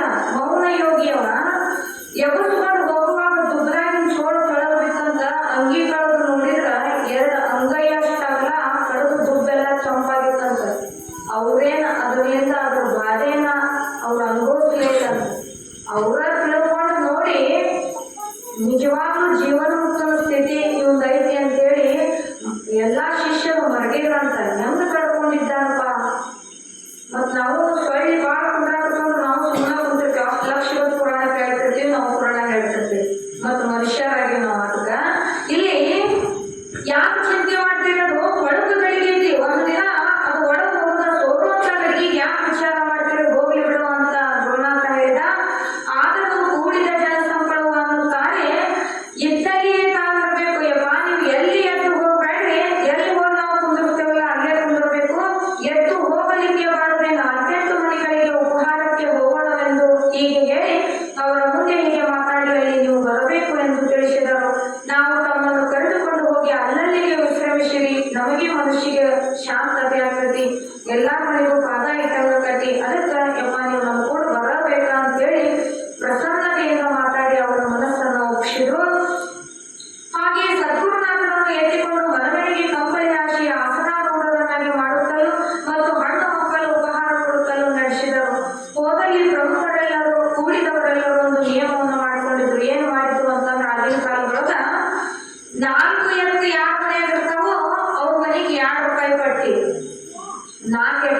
ಮ್ಯಾಗ ಅವರಿಂದ ತಗೋಬೇಕು. ಮತ್ತು 2 ಎತ್ತು ಇದ್ದು ಅಂತಂದ್ರ ಆ ಮನಿಗೆ 1 ರೂಪಾಯಿ ಪಟ್ಟಿ. ಹೀಗೆ ಏನೋ ಇಲ್ಲ ಅವ್ರ ಮನ್ಯಾಗ ದನಕರಣ ಇಲ್ಲ ಅಂದ್ರ ಅವರು 4 ಕೊಡಬೇಕು. ಹೀಗ ವಸೂಲು ಮಾಡುವಂತ ವಿಚಾರ ಇಟ್ಕೊಂಡಿದ್ರು. ಅದನ್ನು ಹೀಗೆ ಮನೆ ಮನೆಗೆ ವಸೂಲಿ ನಡೆಸಿದರು. ಸದ್ಗುರುನಾಥನಿಗೆ ನಡೆಸುತ್ತಲೂ ಅವರಿಂದ ಬೆಳೆಸಿಕೊಳ್ಳುತ್ತಲೂ ಒಂದು ಲೀಲಾ ವಿನೋದದೊಳಗ ಎಲ್ಲರೂ ಊರೊಳಗೆ ಸುಡುಗಾಡು ಹೋಗಿದರು. ಸದ್ಗುರುನಾಥನನ್ನು ತೆಗೆದುಕೊಂಡೇ ಮನೆ ಮನೆಗೆ ಒಂದು ನಿಯಮದಂತೆ ರೂಪಾಯಿ ರೊಕ್ಕ ತೆಗೆದುಕೊಳ್ಳುತ್ತಾ ನಡೆದರು. ಆ ಓಣಿಯ ಕುರುಬರ ದೊಡ್ಡದಾದ ಶ್ರೀಮಂತಿಕೆ ಮನೆಗೆ ಬರ್ತಾರೆ. ಇಡೀ ಊರ ಮುಗಿಸಿದ್ರು. ದೊಡ್ಡ ಮನೆ ಐತಿ, ಕೇಳಿದ ತಕ್ಷಣ ಕೊಡ್ತಾನ ಮುದುಕಪ್ಪ ಅಂತೇಳಿ ಎಲ್ಲರೂ ಹಿರಿಯರ ಇಚ್ಛಾ ಇಟ್ಕೊಂಡು ಕುರುಬ ಮುದುಕಪ್ಪನ ಮನೆಗೆ ಬಂದ್ರು. ಅಲ್ಲಿ ಮನೆಯ ಹೊರಗೆ ಒಂದು ಕಟ್ಟೆಯ ಮೇಲೆ ಒಂದು ಕಂಬಳಿ ಆಸನವನ್ನ ಹಾಕಿ ಗುರುನಾಥನನ್ನ ಕಂಬಳಿ ಮ್ಯಾಗ ಕುಂದಿರಿಸಿದ್ರು. ಮುಂದೆ ಬಂದಿರೋ ಊರ ಪ್ರಮುಖರು ಮನೆಯೊಳಗೆ ಹೋದ್ರು. ಹೋಗಿ ಕುಳಿತುಕೊಂತಾರ. ಆಗ ಕುರುಬರ ಶ್ರೀಮಂತಿಕೆ ಉಳ್ಳಾತ ನಮ್ಮ ಮನೆಗೆ ಬಂದಿರೋ ಸರಿ, ಯಾಕೆ ಬಂದಿರಪ್ಪ ನಮ್ಮ ಮನೆಗೆ ಅಂತ ತನ್ನ ಗಮ್ಮತ್ತನ ಯಾಕೆ ಕೇಳಿದ ಮುದುಕಪ್ಪ. ಯಾಕೆ ಬಂದಿರಪ್ಪ, ಹಿರಿಯರೆಲ್ಲ ನನ್ನ ಮನೆಗೆ ಯಾಕೆ ಬಂದ್ರಿ ಅಂತ ಕೇಳಿದ. ಆವಾಗ ಮನೆಯ ಒಡೆಯನಿಗೆ ಹಿರಿಯರು ಹೇಳ್ತಾರ, ನಾವೆಲ್ಲರೂ ನಿಮ್ಮಲ್ಲಿಗೆ ಬಂದಿರುವುದು ಯಾವುದರ ಸಲುವಾಗಿ ಎಂದರೆ ಸದ್ಗುರುನಾಥ ದೇವರಿಗೆ ಪಾದಕ್ಕೆ ಒಂದು ಗಾಯ ಆಗಿರುವುದು. ಅದನ್ನು ಔಷಧೋಪಚಾರದಿಂದ ಕಳೆಯಬೇಕಾದರೆ ಔಷಧಕ್ಕೂ ಮತ್ತು ವೈದ್ಯನಿಗೂ ರೂಪಾಯಿಗಳು ಬೇಕಾಗುತ್ತವೆ. ನಾವೆಲ್ಲರೂ ಅವರವರ ಯೋಗ್ಯತೆ ಇದ್ದಂತೆ ಮನೆಯವರ ಕಡೆಯಿಂದ ಹೊರಗಡೆ ತೆಗೆದುಕೊಳ್ಳುತ್ತಾ ಬಂದಿದ್ದೇವೆ. ಈಗ ಇದು ನಿಮ್ಮ ಮನೆ ಕಡೆಯದೇ ಇಟ್ಕೊಂಡ್ಬೇಕಪ್ಪ. ಎಲ್ಲಾ ಮನೆಯಾಗ ನಾವು ತಕೊಂಡು ಬಂದೇವಿ ಅವ್ರವ್ರ ಅಧಿಕಾರದ ಅನುಸಾರವಾಗಿ. 2 ಎತ್ತಿದ ಮನ್ಯಾಗ 1 ರೂಪಾಯಿ, 4 ಎತ್ತಿದ ಮನ್ಯಾಗ 2 ರೂಪಾಯಿ ಇಸ್ಕೊಂತ ಬಂದೇವಿ. ಮತ್ತ ನೀನು 2 ರೂಪಾಯಿ ಕೊಡಬೇಕು ಅಂತ ಊರಾಗ ಹಿರಿಯರು ಹೇಳಿದ್ರು ಅವರು. ಆಗ ಕುರುಬರ ಮನೆಯ ಒಡೆಯನು ತನ್ನ ಹಮ್ಮಿಣಿಯೊಳಗಿಂದ 1 ರೂಪಾಯಿ ಬಂದಿರುವುದನ್ನ ಮುಂದೆ ತೆಗೆದು ಅವ್ರ ಮುಂದೆ ಕೊಟ್ಟ. ಹಿರಿಯರು ಹೇಳ್ತಾರ, ಇಷ್ಟು ದೊಡ್ಡ ಮನೆ ಐತಿ, ಇಷ್ಟು ದೊಡ್ಡ ರೈತಕಿ ಐತಿಪ್ಪ, ನಿನ್ನ ಲೆಕ್ಕಕ್ಕ ನೀ 2 ರೂಪಾಯಿ ಕೊಡಬೇಕು, 200 ರೂಪಾಯಿ ಕೊಡು ಅಂತ ಕೇಳಿದ್ರು ಅವರು. ಆಗ ಮನೆಯ ಒಡೆಯನಾದ ಮುದುಕಪ್ಪ, 2 ರೂಪಾಯಿ ನನಗೆ ಯಾಕೆ ಕೇಳುತ್ತೀರಿ ಮತ್ತು ಉಳಿದವರ ಕಡೆಯಿಂದ 8 ಆಣೆಯಂತೆ ತೆಗೆದುಕೊಂಡಿರುತ್ತೀರಿ ಅಂತ ಅವ ಹೇಳಿದ. ಅಲ್ಲಿದ್ದ ಹಿರಿಯರು ಅಂತಾರ, ಮುದುಕಪ್ಪ, ನಿನಗ ದೇವರು ಶ್ರೀಮಂತಿಕೆಯನ್ನ ಸಾಕಷ್ಟು ಕೊಟ್ಟಾನ. ನೀ ಇನ್ನೊಬ್ಬರ ವಿಚಾರವನ್ನ ಲೆಕ್ಕ ಮಾಡಬೇಡ. ನಿನಗ ಭಗವಂತ ಸಾಕಷ್ಟು ಶ್ರೀಮಂತಿಕೆಯನ್ನ ಕೊಟ್ಟಾನ. ಅದಕ್ಕಾಗಿ ನೀನು 2 ರೂಪಾಯಿನ ಕೊಡು. ನೀ 2 ರೂಪಾಯಿನ ಪ್ರೀತಿಯಿಂದ ಭಗವಂತನ ಇದಕ್ಕೆ ಕೊಟ್ಟಿ ಅಂತಂದ್ರ ನೀನು ಮುಂದಾದರೂ ಕೂಡ ಧರ್ಮವಂತನಾಗಿ ನಿನ್ನ ಕೀರ್ತಿ ಅಜರಾಮರವಾಗಿರುತ್ತದೆ. ಅದಕ್ಕಾಗಿ 1 ರೂಪಾಯಿ ಕೊಡು ಅಂತ ಕೇಳಿದ್ರು. ದಾನ ಮಾಡೋದ್ರಿಂದ ನಮ್ಮ ಕೀರ್ತಿ ಅಜರಾಮರವಾಗಿ ಉಳಿತೈತೇನ್ರಿ ಅಂತಂದ್ರ ಕಾರಣ ಅವ್ನು ಯಾರು ನೋಡಿಲ್ಲ, ಹೆಸರಷ್ಟೇ ಕೇಳಿ. ಅವ ಯಾಕ ಸೂರ್ಯ ಚಂದ್ರಾದಿಗಳಿರುವವರೆಗೂ ಅಜರಾಮರವಾಗಿ ಉಳಿದಾನ ಅಂದ್ರ ದಾನ ಶೂರಕರಣ ಅನಿಸ್ಕೊಂಡವ. ಮನೆಗೆ ಯಾರ ಬಂದ್ರು ಕೂಡ ತನ್ನ ಪ್ರಾಣವನ್ನ ಕೇಳಿದ್ರು ಕೊಡುವಂತ ಬುದ್ಧಿ ಅವನಲ್ಲಿ ಇತ್ತಂತ ಕರ್ಣನಲ್ಲಿ. ಅದಕ್ಕ ಯಾರ ಒಂದಿಟ್ಟು ಕೇಳಿದ ತಕ್ಷಣ ಕೊಟ್ಟರು ಅಂದ್ರೆ ದಾನ ಶೂರಕರ್ಣವ ಅಂತ ಹೇಳ್ತಾರೆ. ಅಂದ್ರ ಅದು ಧರ್ಮ ಕೀರ್ತಿ ಅನ್ನುವಂಥದ್ದು ಅಜರಾಮರವಾಗಿ ಹೆಂಗ್ ಉಳಿದಕ್ಕಲ್ಲ. ಹಂಗ ಮುದುಕಪ್ಪ, ನೀನು ಧರ್ಮದಿಂದ ನಿನ್ನ ಕೀರ್ತಿ ಭೂಮಿಯಾಗಿರ್ಬೇಕಾಗಿತ್ತು ಅಂದ್ರ ಕೊಡಪ್ಪ. ಯಾಕ ಅಜರಾಮರವಾಗಿ ಹೆಂಗ್ ಉಳಿತದ ಅಂತಂದ್ರ ಅಸ್ಥಿರಂ ಜೀವಿತಂ ಲೋಕೆ ಅಸ್ಥಿರಂ ಧನ ಯೌವನಂ ಅಸ್ಥಿರಂ ಪುತ್ರ ಧಾರದ್ಯಂ ಧರ್ಮ ಕೀರ್ತಿ ದ್ವಯಂ ಸ್ಥಿರಂ ಅಂತ ಹೇಳ್ತಾರೆ. ನೀನೇನು ಸೂರ್ಯ ಚಂದ್ರ ಇರುವವರೆಗೂ ಭೂಮಿ ಮೇಲೆ ಇರ್ತೀಯೇನೋ ಅಂತಂದ್ರ ಇರುವುದಿಲ್ಲ. ಅಸ್ಥಿರ ಒಂದು ದಿನ ಶರೀರ ಬಿಟ್ಟು ನಾವು ಸತ್ತು ಹೋಗುವಂತವ್ರ. ಇದು ಶರೀರ ಬತ್ತು ಅನ್ನೋಂಥ ಶರೀರನು ಅಸ್ಥಿರನ ಐತಿ. ಅಸ್ಥಿರಂ ಧನ ಯೌವನ.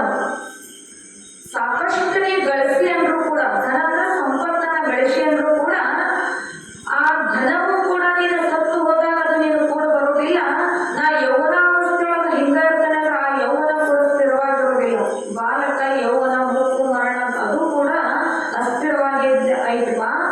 ಅಸ್ಥಿರಂ ಧನ ಪುತ್ರ ಧಾರಾದ್ಯಂ ಅಂದ್ರ ಪಟ್ಟಿಲೆ ಹುಟ್ಟಿದ ಮಕ್ಕಳೇನಾದ್ರು ಸ್ಥಿರವಾಗಿ ಆ ಧನವನ್ನು ಉಪಯೋಗಿಸ್ತಾ ಇರ್ತಾರೇನೋ ಅಂದ್ರ ಅವರು ಒಂದು ದಿನ ನಿನ್ನಿಂದ ಅವರು ಬರ್ತಾರ. ಮಾಡ್ಕೊಂಡಂತ ಹೆಂಡತಿ ಕೂಡ ಅವಳು ಕೂಡ ಒಂದು ದಿನ ಸತ್ತು ಹೋಗ್ತಾಳ ಅಂದಾಗ ಧರ್ಮ ಕೀರ್ತಿ ದ್ವಯಂ ಸ್ಥಿರಂ. ಧರ್ಮ ಕೀರ್ತಿ ಏನು ಪುಣ್ಯಾತ್ಮಪ, ಕೇಳಿದ ತಕ್ಷಣ ಕೊಡ್ತಿದ್ದ ಎಂಥ ಧರ್ಮ ಧರ್ಮಶ್ರಮ ಬಹಳ ಚಲೋ ಇದ್ದ ವ್ಯಕ್ತಿ ಇದ ಹೊಗಳಿಸ್ಕೊಳ್ಳುವಂಥದ್ದು ಇದ ಹೊಗಳು ಬಾಯಿನೂ ಇದ ಎಂಥ ಸೋಳೆ ಮಗ ಕಟ್ಟ ಮೀಸವ ಅನ್ನುವಂಥದ್ದು ಇದ ಬಾಯ ಬರುವ ಅವವಾಕ್ಯ ಅಂದಾಗ ಅಂತ ಧರ್ಮ ಕೀರ್ತಿ ನಿನಗೆ ಸಿಗ್ತೈತೆ ಅಂದಾಗ ಕೊಟ್ಟು ಬಿಡು ಮುದುಕಪ್ಪ ₹1 ಅಂತ ಹಿರಿಯರಂದ್ರು. ಆ ಮಾತಿಗೆ ಕುರುಬರ ಮುದುಕಪ್ಪ ಅಂತಾನ, ನನಗೊಂದು ನಿಯಮ, ಊರಿಗೊಂದು ನಿಯಮ, ನಾನು ನಿಮ್ಮ ಮಾತಿಗೆ ಒಪ್ಪುವುದಿಲ್ಲ, ಎಷ್ಟು ಕೊಡುವೇನೆ ಅಷ್ಟನ್ನ ನೀವು ತೆಗೆದುಕೊಂಡು ಹೋಗ್ರಿ ಅಂತ ಹಿರಿಯರಿಗೆ ಹೇಳಿದ. ಅವ್ರು ಹೇಳ್ತಾರ, ಇನ್ನೊಬ್ಬರನ್ನು ನೀವು ಸರ್ವತ್ಕೋಬೇಡ, ಅವ್ರವ್ರ ಅಧಿಕಾರಕ್ಕೆ ತಕ್ಕಂತೆ ನಾವು ಇಸ್ಕೊಂತ ಬಂದೇವಿ, ಇನ್ನೊಬ್ಬರನ್ನ ನೀನು ಸರ್ವತ್ಕೊಂಡು ಮಾತಾಡ್ಬೇಡಪ್ಪ. ಅವ್ರ ಶಕ್ತಿ ಎಷ್ಟು ಇದೆಯೋ ಅಷ್ಟು ಹೊರಗೆ ನಾವು ತೆಗೆದುಕೊಂಡಿದ್ದೇವೆ. ಯಾಕೆಂದರೆ ನಿನ್ನ ಶ್ರೀಮಂತಿಗೆ ಎತ್ತಣದು, ಅವರ ಮನೆತನ ಬಹು ಕೆಳಗಿನದು, ಅದಕ್ಕಾಗಿ ಹಾಗೆ ತೆಗೆದುಕೊಂಡಿದ್ದೇವೆ. ಆಗ ಹಿರಿಯರು, ನಾವು ನಿನ್ನ ಹತ್ತಿರ ₹2 ಬೇಡಿದ್ದೇವೆ, ಅಷ್ಟು ನೀನು ಕೊಡಲೇಬೇಕು ಅಂತ ಹೇಳಿದ್ರು. ಆ ಮಾತಿಗೆ ಮುದುಕಪ್ಪನೆನ್ನುತ್ತಾನೆ, ಸಣ್ಣ ಮಕ್ಕಳ ಹಾಗೆ ನೀವು ಹಠ ಮಾಡಬಾರದು, ನಾನು ಎಷ್ಟು ನಿಮ್ಮ ಮುಂದೆ ಇಟ್ಟಿರುವೆನೋ ಅಷ್ಟನ್ನೇ ನೀವು ತೆಗೆದುಕೊಳ್ಳಿ ಎಂದನು. ಹಿರಿಯರಂತಾನ, ನೀನು ಈ ಊರಿಗೆ ಶ್ರೀಮಂತನಾಗಿರುವೆ, ದೊಡ್ಡದಾದ ರೈತಕಿ ಇದೆ, ಅದಕ್ಕಾಗಿ ನಾವು ನಿನಗೆ ಕೊಡು ಎಂದು ಕೇಳುತ್ತೇವೆ, ಅದಕ್ಕಾಗಿ ನೀನು ₹2 ಕೊಡಬೇಕ. ಅವರು ಅಷ್ಟು ಮಣ್ಣ ಇದ್ರು ಹಿರಿಯರು, ಕೊಡಬೇಕಾನೆ, ಅವ್ರದ್ದು ತಗೊಳ್ಳಲಿ. ಏನ್ ಮಾಡ್ತಿ, ಬಡವರದಾರ, ಅಕಸ್ಮಾತ್ ಒಬ್ಬ ಬಡವನಂತ ಪ್ರತಿನಿತ್ಯ ದುಡಿದು ತಿನ್ನುವಂತ ಬಡವ ಗುರುಸಲ ಕಟ್ಕೊಂಡಿರ್ತಾನ ಅಂತ ಇಟ್ಕೋರಿ. ದಾನ ಕೊಡು ಅಂದ್ರೆ ಎಂತಾರು ದಾನ ಕೇಳೋದು, ಹೆಂಗ ಕೇಳಬೇಕು ಅನ್ನೋದು ಒಂದು ಮಾರ್ಗ. ಕೇವಲ ಕಡು ಬಡವ ಗುಡಿಸಲ್ದಾಗಿರೋ ಬಡವರು ಹೋಗಿ ಪುರಾಣ ಹಚ್ಚಿ ಬಟ್ಟೆ ಕೊಡೋದು ₹500 ಅಂತಂದ್ರು ಎಲ್ಲಿಂದ ಕೊಡ್ಬೇಕು ಅವನು? ಅವನಷ್ಟು ಕೊಡುವಂತ ಅಧಿಕಾರಿ ಅಲ್ಲ, 500 ಕೊಡುವಷ್ಟಂತ ಅಧಿಕಾರತ್ವ ಅವನಲ್ಲಿ ಇರೋದಿಲ್ಲ. 3 ದಿನ ದುಡ್ದಾಗ ಒಂದು ₹500 ಕೊಡ್ಬೇಕು ಅಂತ ಅವ್ನು ಹೋಗಿ ನೀ ₹500 ಕೊಟ್ಟವ್ರು ಅಂದ್ರೆ ಅವಂಗ ಕೊಡಕ್ಕಾಗೋದಿಲ್ಲ. ಅದ ಒಬ್ಬ ಶ್ರೀಮಂತನ ಹತ್ರ ಹೋಗಿ ನಾವು ಕೇಳಿದ್ರೆ ಅವ್ರಿಗೆ ₹500 ಕಣ್ಣ ಕಾಣೋದಿಲ್ಲ, ಸಹಜವಾಗಿ ಕೊಡ್ತಾನ. ಹಂಗ ಅವ್ರ ಶ್ರೀಮಂತಿಗೆ ಎತ್ತಣದು, ನಿನ್ನ ಶ್ರೀಮಂತಿಗೆ ಎತ್ತಣದಪ್ಪ, ಅವ್ರನ್ನ ನೀ ಹಂಗ ಕೇಳಬೇಡ, ನಿನ್ನ ಶ್ರೀಮಂತಿಗೆ ಐತಿ ಅದಕ್ಕೆ ಕೇಳಕತ್ತೀವಿ. ಆದ್ದರಿಂದ ಶ್ರೀಮಂತ ಕಾಲಕ್ಕೆ ಕರೆದು ದಾನ ಮಾಡು. ಭಗವಂತ ಬಹಳ ಐಶ್ವರ್ಯ ಸಂಪತ್ತನ್ನ ಕೊಟ್ಟಾಗ ಕರೆದು ದಾನ ಮಾಡು. ಪರಿಮಾಣಕ್ಕೂ ಪದವಕ್ಕೂ ಕೈಲಾಸ ನೆರೆಮನೆಯೋಕ್ಕೂ ಸರ್ವಜ್ಞ. ಮುಂದ ನಿನ್ನ ಮನೆಯೆಲ್ಲ ಕೈಲಾಸ ಆಗ್ತೈತಪ್ಪ, ನಿನ್ನ ಶ್ರೀಮಂತಿಗೆ ಬಂದಾಗ ಕೊಡು, ಮಹಾತ್ಮರಿಗೆ ದಾನವನ್ನ ಕೊಡು ಅಂತ ಹೇಳ್ತಾರ. ಆ ಮಾತಿಗೆ ಮುದುಕಪ್ಪ ಅವರ ಮಾತಿಗೆ ಅನ್ನುತ್ತಾನೆ, ಕೊಡು ಅಂತ ಹಿಂಗ ಗಂಟು ಬಿದ್ದಿರಿ. ಈ ಲಕ್ಷ್ಮಿಯು ನಮ್ಮಲ್ಲಿ ಹಾಗೆಯೇ ಬಂದಿಲ್ಲ, ನಾವು ಮನೆ ಮಂದಿಯೆಲ್ಲ ಬಹು ಪ್ರಯಾಸದಿಂದ ದುಡ್ದೆ ಅಂತ ಹೇಳಿ ಇಷ್ಟ ಐಶ್ವರ್ಯ ಶ್ರೀಮಂತಿಗೆ ನಮ್ಮ ಮನ್ಯಾಗ ಐತಿ ಅಂದಾಗ ಹಿರಿಯರು ಹೇಳ್ತಾರೆ, ಮುದುಕಪ್ಪ ಹಿಂದಿನ ಜನ್ಮದಲ್ಲಿ ನೀನು ಬಹಳ ದಾನ ಧರ್ಮ ಮಾಡಿದಿ ಅಂತೇಳಿ ಈಗ ನಿನಗೆ ಶ್ರೀಮಂತನಾಗಿ ಹುಟ್ಟಿ, ಮತ್ತು ಇದೇ ಊರಿನಲ್ಲಿ ನಿನಗಿಂತಲೂ ಹೆಚ್ಚಿಗೆ ಶ್ರಮ ವಹಿಸಿ ದುಡಿತಾರಲ್ಲ, ಅವ್ರ್ಯಾಕೆ ಶ್ರೀಮಂತರಾಗಿಲ್ಲ? ನೀನು ಹಿಂದೆ ಮಾಡಿದ್ದಕ್ಕಾಗಿ ಈಗಿನ ಕಾಲದೊಳಗೆ ಶ್ರೀಮಂತನಾಗಿರುವೆ ಅಂತೇಳಿ ₹2 ಕೊಡು ಅಂದ್ರಂತವ್ರು. ಕಟ್ಟಿ ಮ್ಯಾಗೆ ಬಿಡ್ಕೊಂಡು ಮಾತಾಡ್ತಿರ್ತಾರೆ. ಏನಪ್ಪ ಅಡ್ಡಿ, ಏನು ಮುಂಜಾನೆ ಸಂಜೆ ಮಟ್ಟ ಮನೆ ಮತ್ತೆಲ್ಲ ದುಡಿತೇವಿ, ₹1 ಬೆಳಿಕಿಲ್ಲ, ಏನು ಕರ್ಮ ಮಾಡಿದ್ದೇವೆ ಹಿಂದೆ ನಾವು, ದೇವ್ರು ಇಷ್ಟ ಯಾಕೆ ಹಾಡಾಕತ್ತಿದ್ದಾನ ಅಂತ ಇವ ಉದ್ಗಾರ ತೆಗಿತಿರ್ತಾನೆ. ಅವನು ಕೂಡ ಇನ್ನೊಬ್ಬ ಹೇಳ್ತಿರ್ತಾನೆ, ಏನಪ್ಪ ನಾವು ಯಾವ ಜನ್ಮ ಪುಣ್ಯ ಮಾಡಿದ್ವೇನ, ಎಲ್ಲ ಚಲೋ ಐತಿ, ಸೊಸಿ ಎಷ್ಟು ಚಲೋ ಅದಾಳ, ವಿಷಯ ರೊಟ್ಟಿ ಕೊಡ್ತಾಳ, ಮಗ ಎಷ್ಟು ಚಲೋ ಅದ, ನಾ ಹಾಕಿದ ಗೆರಿ ದಾಟಂಗಿಲ್ಲ, ಹೆಂಡತಿ ಎಷ್ಟು ಚಲೋ ಅದಾಳ. ಅದು ದುಃಖದ ಉದ್ಗಾರ ತೆಗಿತಿರ್ತದೆ, ಇವ ಸುಖದ ಉದ್ಗಾರ ತೆಗಿತಿರ್ತಾನೆ. ಕಾರಣ ಏನು ಅಂತಂದ್ರ ಹಿಂದೆ ಮಾಡಿದ ಅವರವರು ಮಾಡಿದ ಪುಣ್ಯ ಬುದ್ಧಿ ತಂದು ಈಗ ಬಿಚ್ಚು ಮುಂತಿರ್ತಾರ. ಇವ ಎಷ್ಟು ದುಡಿದ್ರು ಗಳಿಕೆ ಆಗೋದು ಅಂತ ಇವ ಅಂತಿರ್ತಾನ. ಯಾವ ಜನ್ಮದ ಪುಣ್ಯನ ನಾವು ಯಾರು ದುಡಿಲಿಕ್ಕೆ ಭಗವಂತ ಹೆಂಗನ ಕೊಟ್ಟಿರ್ತಾನ ಅಂತ ಇವ ಅಂತಿರ್ತಾನ. ಅಂದಾಗ ಅದು ಹಿಂದಿನ ಜನ್ಮದ್ದು. ಅವ್ರು ಹೇಳ್ತಾರ, ಲಕ್ಷ್ಮಿಯ ನಿನ್ನ ಮನ್ಯಾಗ ಕುಂತಾಳ ಅಂತೀಯಲ್ಲ, ಹಿಂದ ದಾನ ಧರ್ಮ ಪುಣ್ಯದ ಕೆಲಸ ಮಾಡಿ ಅಂತ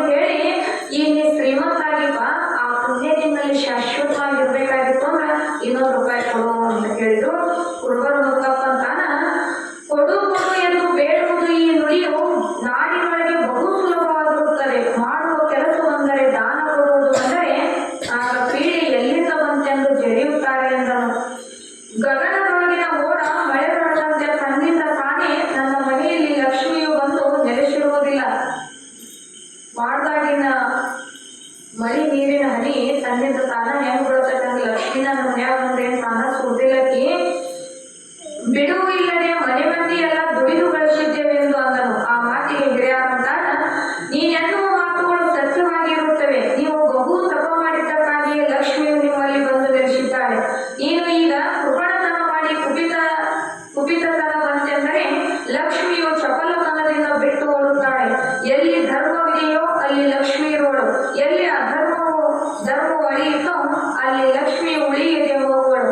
ಯಾರಲ್ಲಿ ಶಾಂತತೆ, ಸೈರಣೆಯು ಮತ್ತು ಮಾತಿನಲ್ಲಿ ಸೋದವನಾಗಿರುತ್ತಾನೆ ಆತನಲ್ಲಿ ಶ್ರೀಮಂತಿಕೆ ಇರುತ್ತದೆ. ಯಾರಲ್ಲಿ ಛಲ, ಕೋಪ ಹೆಚ್ಚಿಗೆ ಬಂದು ಅಡರಿತು ಅಂದರೆ ಆ ಲಕ್ಷ್ಮಿಯ ಒಡೆಯನನ್ನು ಕೊಡವೆಯೊಳಗೆ ಇಡಲಾರಳು. ಇದು ಸಿದ್ಧಾಂತ ವಾಕ್ಯವಾಗಿದೆ ಎಂದರು. ನೀನು ಇಷ್ಟು ಬರೆಸಿ ಇಷ್ಟೆಲ್ಲ ಯಾವುದರ ಸಲುವಾಗಿ, ಯಾವುದರ ನೀನು ಜೊತೆ ಬರ್ತದೆ ಅಂತಂದ್ರ ಯಾವುದೂ ಕೊಡುವುದಿಲ್ಲ. ಅದಕ್ಕೆ ನೀನು ಕೊಡು, ಅಷ್ಟು ದುಡಿದಿರಿ ಇಲ್ಲ ಅನ್ನೋದಿಲ್ಲ, ಅದು ಇರಬೇಕು ಅಂದ್ರೆ ನೀನು ಕೊಟ್ಟ ಬಿಡು ಅಂತ ಅವ್ರು ಹೇಳಿದ್ರು. ಯಾಕ ನಾವು ಏನೆಲ್ಲ ಗಳಿಸಿದ್ರು ಕೂಡ ಅದು ನಮ್ಮ ಜೊತೆ ಬರುವುದಿಲ್ಲ ಅಂತ ಹೇಳ್ತಾರೆ. ಧನಾನಿ ಭೂಮೋ ಪಶವಶ ಗೋಷ್ಠಿ ಭಾರ್ಯ ಗೃಹದ್ವಾರೆ ಜನ ಸ್ಮಶಾನ ದೇಹ ಚಿತಾಯಾಮ್ ಪರಲೋಕ ಮಾರ್ಗೆ ಕರ್ಮಾನುಗೋ ಗಚ್ಚತಿ ಜೀವ ಏಕ. ಅಂದ್ರ ನಾನು ಗಳಿಸಿದಂತ ಭೂಮಿಯಾಗ ಉದಿರ್ತಾರ, ಬಾಳ ಬಂಗಾರ ಅದನ್ನ ಭೂಮಿಯಾಗ ಉದಿತಾರ, ಕಪಾಟ್ ಒಳಗೆ ಇಡ್ತಾರ, ಟ್ರೇನ್ಯಾಗ ತಿಳಿ ಹಾಕ್ತಾರ. ಅಕಸ್ಮಾತ್ ನೀ ಸತ್ಯ ಅಂತಂದ್ರ ನಮ್ಮ ಯಜಮಾನ ನಮ್ಮನ್ನು ಭದ್ರವಾಗಿ ಹೋಗದಾನಂತ ಆ ಧನಕನಕ ಏನದ ನೀನು ಹಿಂಡು ಬರ್ತಾವೇನೋ ಬರುವುದಿಲ್ಲ. ಭಾರ್ಯ ಗೃಹದ್ವಾರೆ ಬಾಳ ಪ್ರೀತಿಯಿಂದ ಏನ್ ನಕ್ಲೇಸ್ ಮಾಡಿಸಿರ್ತಿ, ನೆತ್ತಿಗೆ ಮಂಗಲ ಚೈನ ಮಾಡಿಸಿರ್ತಿ, ಕಳದಿಂದ ನೆತ್ತಿ ಮಟಾಕಿ ಈಗ ಬಂಗಾರ ಮಾಡಿಸಿ ಹಾಕಿ ಅಂದ್ರು ನನ್ನ ಗಂಡ ಸತ್ತಾನಂತಕೇನು ನೀನು ಕೂಡ ಶಿರಿಗ್ಯಾಗ ಬಂದು ಕುಂದಿರ್ತಾಳೇನೋ. ಭಾರ್ಯ ಗೃಹ ಬಾಗಿಲು ಮಠ ಬರ್ತಾಳ ಅದು ಅಂತ ನಿಯತ್ತಾಗೋದೆ ಅಂದ್ರೆ ಟಾಟಾ ಮಾಡಿ ಒಳಗೆ ಹೋಗ್ತಾಳ. ಓದ್ಕೊಂಡು 3 ದಿನ ಮತ್ತು ತಿಥಿ ದಿನ ಮ್ಯಾಗ ಸದಾ ಹಾಕೊಂಡು ಹೊಡ್ತಿರ್ತಾಳ. ಅಷ್ಟು ಸತ್ತಲ್ಲಿ ಹೋದ್ರೆ ಬಂಗಾರ ಹಾಕೊಂಡು ಮಂದಿ ಈಗೈತಿ, ಸರದ ಮ್ಯಾಗ ಸರ ಸತ್ತಲ್ಲಿ ಹೊಂಟ್ರೆ ಅಷ್ಟ ಬಂಗಾರದ ಮ್ಯಾಗ ಆಸೆ ಇಟ್ಟಂತ ನೀನು ಹೆಂಡತಿ ಕೂಡ ಬಾಗಿಲ ಮಠ ಬಂದು ಒಳಗೆ ಹೋಗಾಳ ಹೊರತು ಆಕೆಯನ್ನು ನೀನು ಕೂಡ ಬೆಂಕಿ ಒಳಗೆ ಬೆಂಕಿ ಆಗೋದಿಲ್ಲ.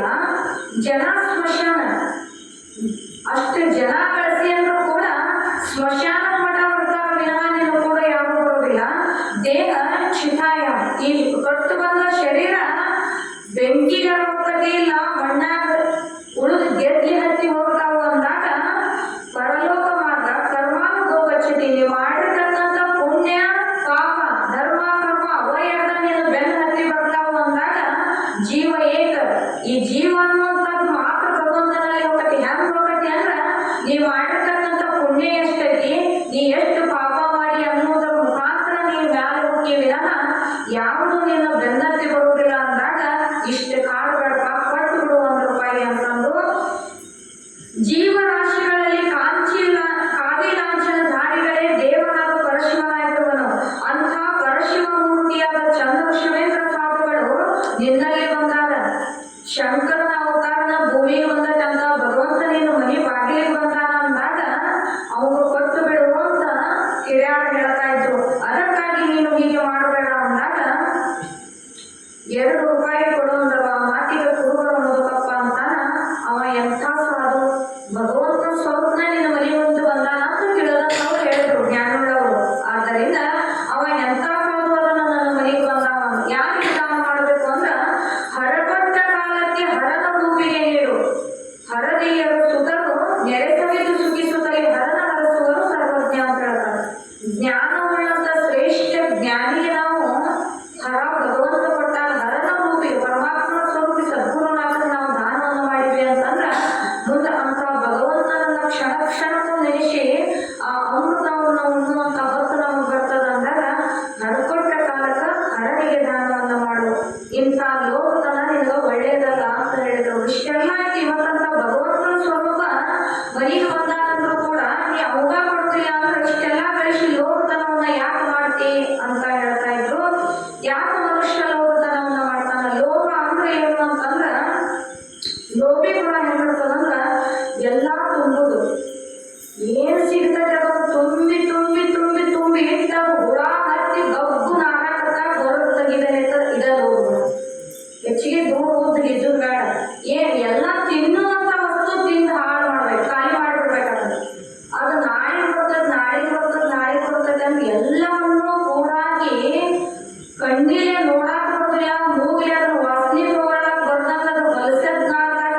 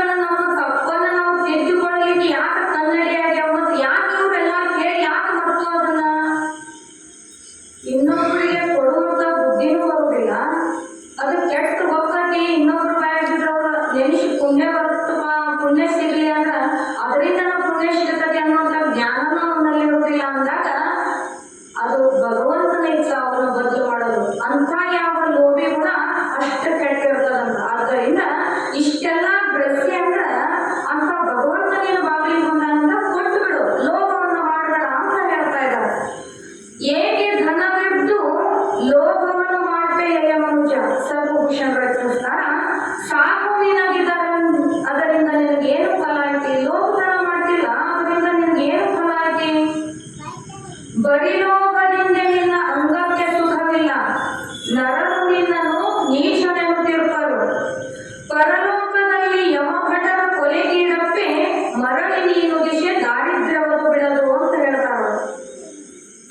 ಮನುಷ್ಯಾಗಿ ಹುಟ್ಟಿ ಇಂಥ ಲೋಕತನವನ್ನ ನೀನು ಮಾಡ್ತೀರ, ಅದರಿಂದ ನಿನ್ಗೆ ಏನು ಸುಖ ಸಿಗ್ತದ? ಎಲ್ಲೋ ಮನುಷ್ಯ ಪ್ರಾಣಿ, ಧನವಿರುವಾಗ ಅದೇಕೆ ಲೋಭಿಯಾಗಿರುವೆ? ನಿನಗೆ ಆ ಧನದಿಂದ ಧನ ಕೂಡಿಟ್ಟು ಸಾಯುವುದರಿಂದ ನಿನಗೆ ಏನು ಪ್ರಯೋಜನ? ಯಾಕೆ ಇದನ್ನು ಮಾಡ್ತಿ? ಯಾವ ಸತ್ಕಾರ್ಯಗಳಿಗೂ ಕೊಡದೆ ಪುರಾಣ ನಡೆದತೆ, ಇಂಥ ಸತ್ಕಾರ್ಯಕ್ಕೂ ಕೊಡೋದಿಲ್ಲ. ಇಲ್ಲಿ 4 ಜನ ಬಂದಾಗ ರಗಡ ಐದವ್ರು ಮಾಡಿ ತಿನ್ನಿಸ್ಬೇಕು ಅನ್ನುವಂಥ ಬುದ್ಧಿ ಬರೋದಿಲ್ಲ. ತಿನ್ನು ವಸ್ತು ಕೆಡತತಿ, 4 ಜನ ತಿಂದ ಸಂತೃಪ್ತರಾಗಿ ಹೋಗ್ತಾರ ಅನ್ನುವಂಥ ಬುದ್ಧಿ ಬರೋದಿಲ್ಲ. ದಾನ ಧರ್ಮಾದಿಗಳನ್ನು ಮಾಡದೆ, ಪಂಡಿತರ ಸುಶೀಲ ಬಡವರಿಗೆ ನೆರವು ನೀಡದೆ, ಬರೀ ಜಿಪುಣತನದಿಂದ ಕೂಡಿಟ್ಟರೆ ಬೇಕು ಬೇಕು ಬೇಕು ಬೇಕು ಬೇಕಂತ ಕೂಡಿ ಕೂಡಿ ಕೂಡಿ ಇಟ್ಟದನ್ನ ಹಾಡು ಹಿಡಿಸಿದೆ ಅಂದ್ರ ಅದರಿಂದ ನಿನಗೆ ಸಿಗು ಲಾಭ ಏನು? ಮುಂದೆ ನೀ ಏನಾಗ್ತಿ ಅಂತಂದ್ರ ಈ ಲೋಕ ಸೇರಿದಾಗ ಯಮಭಟರಿಂದ ಉಗ್ರ ಶಿಕ್ಷೆಗೆ ಪಾತ್ರನಾಗ್ತಿ. ಪುನಃ ನೀನು ಮತ್ತು ಬಳಿ ಜನಿಸಿ ಬಂದಿ ಅಂತಂದ್ರ ಅಕಸ್ಮಾತ್ ಈ ದೇಹವನ್ನ ಲೋಕತನದಿಂದ ತ್ಯಾಗ ಮಾಡಿ ಮುಂದೆ ನೀ ಹುಟ್ಟಿದೆ ಅಂದ್ರೆ ಹೆಂಗ್ ಹುಟ್ಟುತ್ತೆ ಅಂದ್ರೆ ದರಿದ್ರನಾಗಿ ಹುಟ್ಟುತ್ತೆ. ಆದ್ದರಿಂದ ಅಂತ ನೀಚವಾದ ಗುಣ, ಲೋಕ ಅನ್ನುವಂಥದ್ದು ನೀಚ ಗುಣ, ಅದನ್ನ ಬಿಟ್ಟು ಬಿಡು, ಅದರಿಂದ ನಿನಗೆ ಸುಖ ಇಲ್ಲ ಅಂತ ಹೇಳ್ತಾರೆ. ನರರು ನಿನ್ನನ್ನು ನೀಚನೆ ಹೋಗ್ತಿರ್ತಾರೆ. ಪಟ್ಟಿ ಕೆಳಗೆ ಹೋಗಿರ್ತೀರ ಅಂತ ಇಟ್ಕೊಳ್ಳಿ, ಕೆಳಗಿದ್ರು ಎಲ್ಲಾರು ಅವ್ರ ತಂದು ಕೊಡ್ತಾರ. ಅಕಸ್ಮಾತ್ ದೊಡ್ಡದೇನಾದ್ರೂ ನೀವು ಕಾರ್ಯವನ್ನು ಹಮ್ಮಿಕೊಂಡಾಗ ಊರಾಪಟ್ಟಿ ಆಗ್ತಾರೆ. ಇಷ್ಟು ಹೊಲ ಇದ್ದಾಗ 1,000 ರೂಪಾಯಿ 15 ಅಕಸ್ಮಾತ್ ಅವ ಲೋಭಿ ಇದ್ದ ಅಂತಂದ್ರ ಎಂಟಿ ಹೇಳಿರ್ತಾನ, ಆ ಒಳ್ಯಾಗ ಹಿರಿಯಾರ ಪಟ್ಟಿ ಕೆಳಗೆ ಕೊಡ್ತಾರ, ಅವ್ರು ಬಂದ್ರಂದ್ರ ನಾ ಇಲ್ಲ ಅಂತ ಹೇಳಿದ್ರು ಅಂತಂದು ಒಬ್ಬ ಹೇಳಿದಂತ ಇವರು ಹಂಗ ಕೇಳಾರ ಪಟ್ಟಿ ವರ್ಷ ದ್ಯಾಮವ್ವನ ಜಾತ್ರಿ, ಅರ್ಜುನ್ ಜಾತ್ರಿ, ವಾರ ಹಿಡಿದೇವು ಪಟ್ಟಿ ಕೊಟ್ಟು ಎಲ್ಲಿದ್ರ ಕೊಡೋನು? ಯಾಕ ಧರ್ಮದ ಕಾರ್ಯಕ್ಕೆ ಕೊಟ್ಟು ನನಗೆ ಹೆಚ್ಚಾಕತ್ತೆ ಅನ್ನೋದು ಬುದ್ಧಿ ಇರೋದಿಲ್ಲ. ಲೋಭಿಯಲ್ಲಿ ಗುಣನ ಇದು ಲೋಭಿ ಗುಣ. ಅವ ಏನ್ ಮಾಡಿದ ಅಂತಂದ್ರ ಶಿವರಾತ್ರಿ ಬಂತು, ಪಟ್ಟಿ ಕೆಳಗೆ ಬರಕತ್ತಾರ, ಹಿರಿಯಾರ ಕೈಯಾಗ ದೊಡ್ಡ ಬುಕ್ ಹಿಡ್ಕೊಂಡು ಅವ್ರು ಬಂದ್ರ ಅಕಸ್ಮಾತ್ ಅವ ಹೋಗ್ಯಾನ ನಮ್ಮ ಹಿರಿಯ ಅಂತ ಹೇಳಿಬಿಡೋನಿ ಅಂತ ಅಕ್ಕಿ ಪಾಪ ಗಂಡ ಹೇಳಿಲ್ಲ ಬಡಿತಾನು. ಹೇಳ್ತಂತ ಬಂದ್ರು, ಹೋಗಿ ಬಟ್ಟೆ ಮಳ್ಯಾಕ ಕುಂತಂತ ಕುಂತಾಗ ಹಿರಿಯಾರ ಬಂದ್ರು, ಎಲ್ಲಾ ಮನೆ ಮುಗಿಸಿ ಮತ್ತೆ ಲೋಬಿ ಮನೆಗೆ ಬಂದ್ರು. ಏನು ಮಾಡ್ತಂಗಿ ನಿಮ್ ಹಿರಿಯ ಇಲ್ರಿ ಅವ್ರು ಹೋಗ್ಯಾರ ಅಂದಕ್ಕೆ. ನರರು ನಿನ್ನನ್ನು ನೀಚ ತಿಳ್ಕೊಂಡು ಅಂತ ಒಂದು ವಾಕ್ಯ ಇಲ್ಲಿ ಸರ್ಪುರುಷನ್ಗಳ ಅವ್ರು ಸುಮ್ಮನೆ ಅಂತಾರ. ಎಂತ ನೀಚ ಸೋಳೆ ಮಗವ, 1 ವರ್ಷ ತನ್ನಿಂದ ಸ್ವಂತ ಬುದ್ಧಿಯಿಂದ ಪಟ್ಟಿ ಕೊಟ್ಟಾನ. ಎಂತ ನೀಚದನ. ಸಹಜವಾಗಿ ಅಂತಾರಿಲ್ಲ ಹಿರಿಯಾರ 1 ವರ್ಷ ಕೊಡೋದು. ಯಾಕ ಲೋಕಗಳ ಇತ್ತಂದ್ರ ಸಾಯಿ ಮಠನ ಕೊಡು ಬುದ್ಧಿ ಬರೋದಿಲ್ಲ ಅವಾಗ. ಇನ್ನು ಕೈ ಚಾಚಿ ಸುಗಂಧನ ವಿನಃ ಕೈ ಎತ್ತಿ ಕೊಡು ಬುದ್ಧಿ ಲೋಭಿಯಲ್ಲಿ ಇರೋದಿಲ್ಲ. ಆದ್ದರಿಂದ ಅವ ಹಂಗ ಹೇಳಿದು ಅವ್ರು ಬೇಕು ಅಂತ ಹೋದವ್ರು. ಈಗ ಹಿಂದಾಗಡೆ ಹೋದ್ಲು, ಹಿತ್ತಲ್ ಬರ್ಲಕ್ ತಗದು ಹೋಗ್ಯಾರ ಬರ್ರಿ ಇವ್ರು ಹಿರಿಯಾರು ಅಂತಂದ್ರು. ಇವ್ ಹೊಟ್ಟೆ ಒಳ್ಯಾಗ ಕುಂತಿದ್ದ ಅಲ್ಲೇ ಹಾವು ಕಡಿತಾವಾಗ ಅಲ್ಲೇ ಸತ್ತಿದ್ದವ. ಮತ್ ಹೇಳಿದ್ದವ ನಮ್ ಹಿರಿಯ ಹೋಗ್ಯಾನ ಅಂತ ಹೇಳ, ಆಕಿ ಹೋಗ್ಯಾನ ಅಂದಿಲ್ಲ, ಅವ್ನ ಕರೆಕ್ಟ್ ಮ್ಯಾಗ ಹೋಗಿದ್ದಂತ. ಹಂಗ ಭಗವಂತ ಯಾವ ಟೈಮ್ನಾಗ ಏನ್ ಕೊಡ್ತಾನ ಅಂತ ಹೇಳಕ್ಕಾಗುದಿಲ್ಲ. ಆದ್ದರಿಂದ ಅಂತ ಯಾವ ನೀಚವಾದಂತ ಲೋಕಗುಣ ನಿನಗೆ ಒಳ್ಳೇದಲ್ವಾ? ಲೋಕಗುಣವನ್ನು ಮಾಡಬೇಡ, ಕೊಟ್ಟು ಬಿಡು. 1 ರೂಪಾಯಿ ಅಂತ ಹಿರಿಯಾರ ಮುಂದೆ ತಪ್ಪು ಬಂದ್ರು. ಎಂತ ಸಾಧುವ ನೀನು ಮನೆ ಕರ್ಕೊಂಡು ಬಂದಿರು ನಮ್ಮ ಮನೆಗೆ, ಎಂತ ಸಾಧು ಅವನನ್ನು ನೋಡ್ತೇನೆ ಅಂತ ಹೇಳಿದ. ಈ ಆಡುವ ಮಾತುಗಳು ಸಾಧು ಎಂಬುವ ಈ ಶಬ್ದವು ಅವತಾರ ಮೂರ್ತಿಯಾದ ಚನ್ನೋಶ್ವೇಂದ್ರ ಮೂರ್ತಿಗೆ ಕಿವಿಗೆ ಈ ಶಬ್ದ ಮುಟ್ಟಿತು. ಯಾಕಂದ್ರ ಕಾಡಿ ಕಾಡಿ ಕಾಡಿ ಕಾಡಿ ಕೇಳಬಾರ್ದು ಅಂತ ಹೇಳ್ತಾರೆ. ಭಕ್ತರನ್ನು ಬಹಳ ಕಾಡಿ ಕೇಳಬಾರ್ದು. ಇವರು ಕಾಡಕತ್ತಿಲ್ಲ, ಯಾವುದಕ್ಕಾಗಿ ಗುರುವಿನ ಪಾದದ ನೋವು ಕಳೆದಾತು ಅಂತ ಹೇಳಿ ಅವನ್ನ ಕೇಳಕತ್ತಿದ್ರು. ಇವು ಇಷ್ಟೆಲ್ಲ ಸದ್ಗುರುನಾಥನ ಇರುವಿಕೆ ಅಂತ ಹೇಳಿದ್ರೆ ಅವಂತ ಸಾಧು ಅದಾನ. ನಾ ಸಾಧುವನ್ನ ಬಾಳ ಮಂದಿ ನೋಡೇನೆ ಅಂತ ಹೇಳಿ ಹಿಂಗೆಲ್ಲ ಮಾತಾಡಕತ್ತ. ಆದ್ದರಿಂದ ಆಡದೆ ಕೊಡುವವನು ರೂಢಿಯೊಳಗುತ್ತಮ. ಏನೋ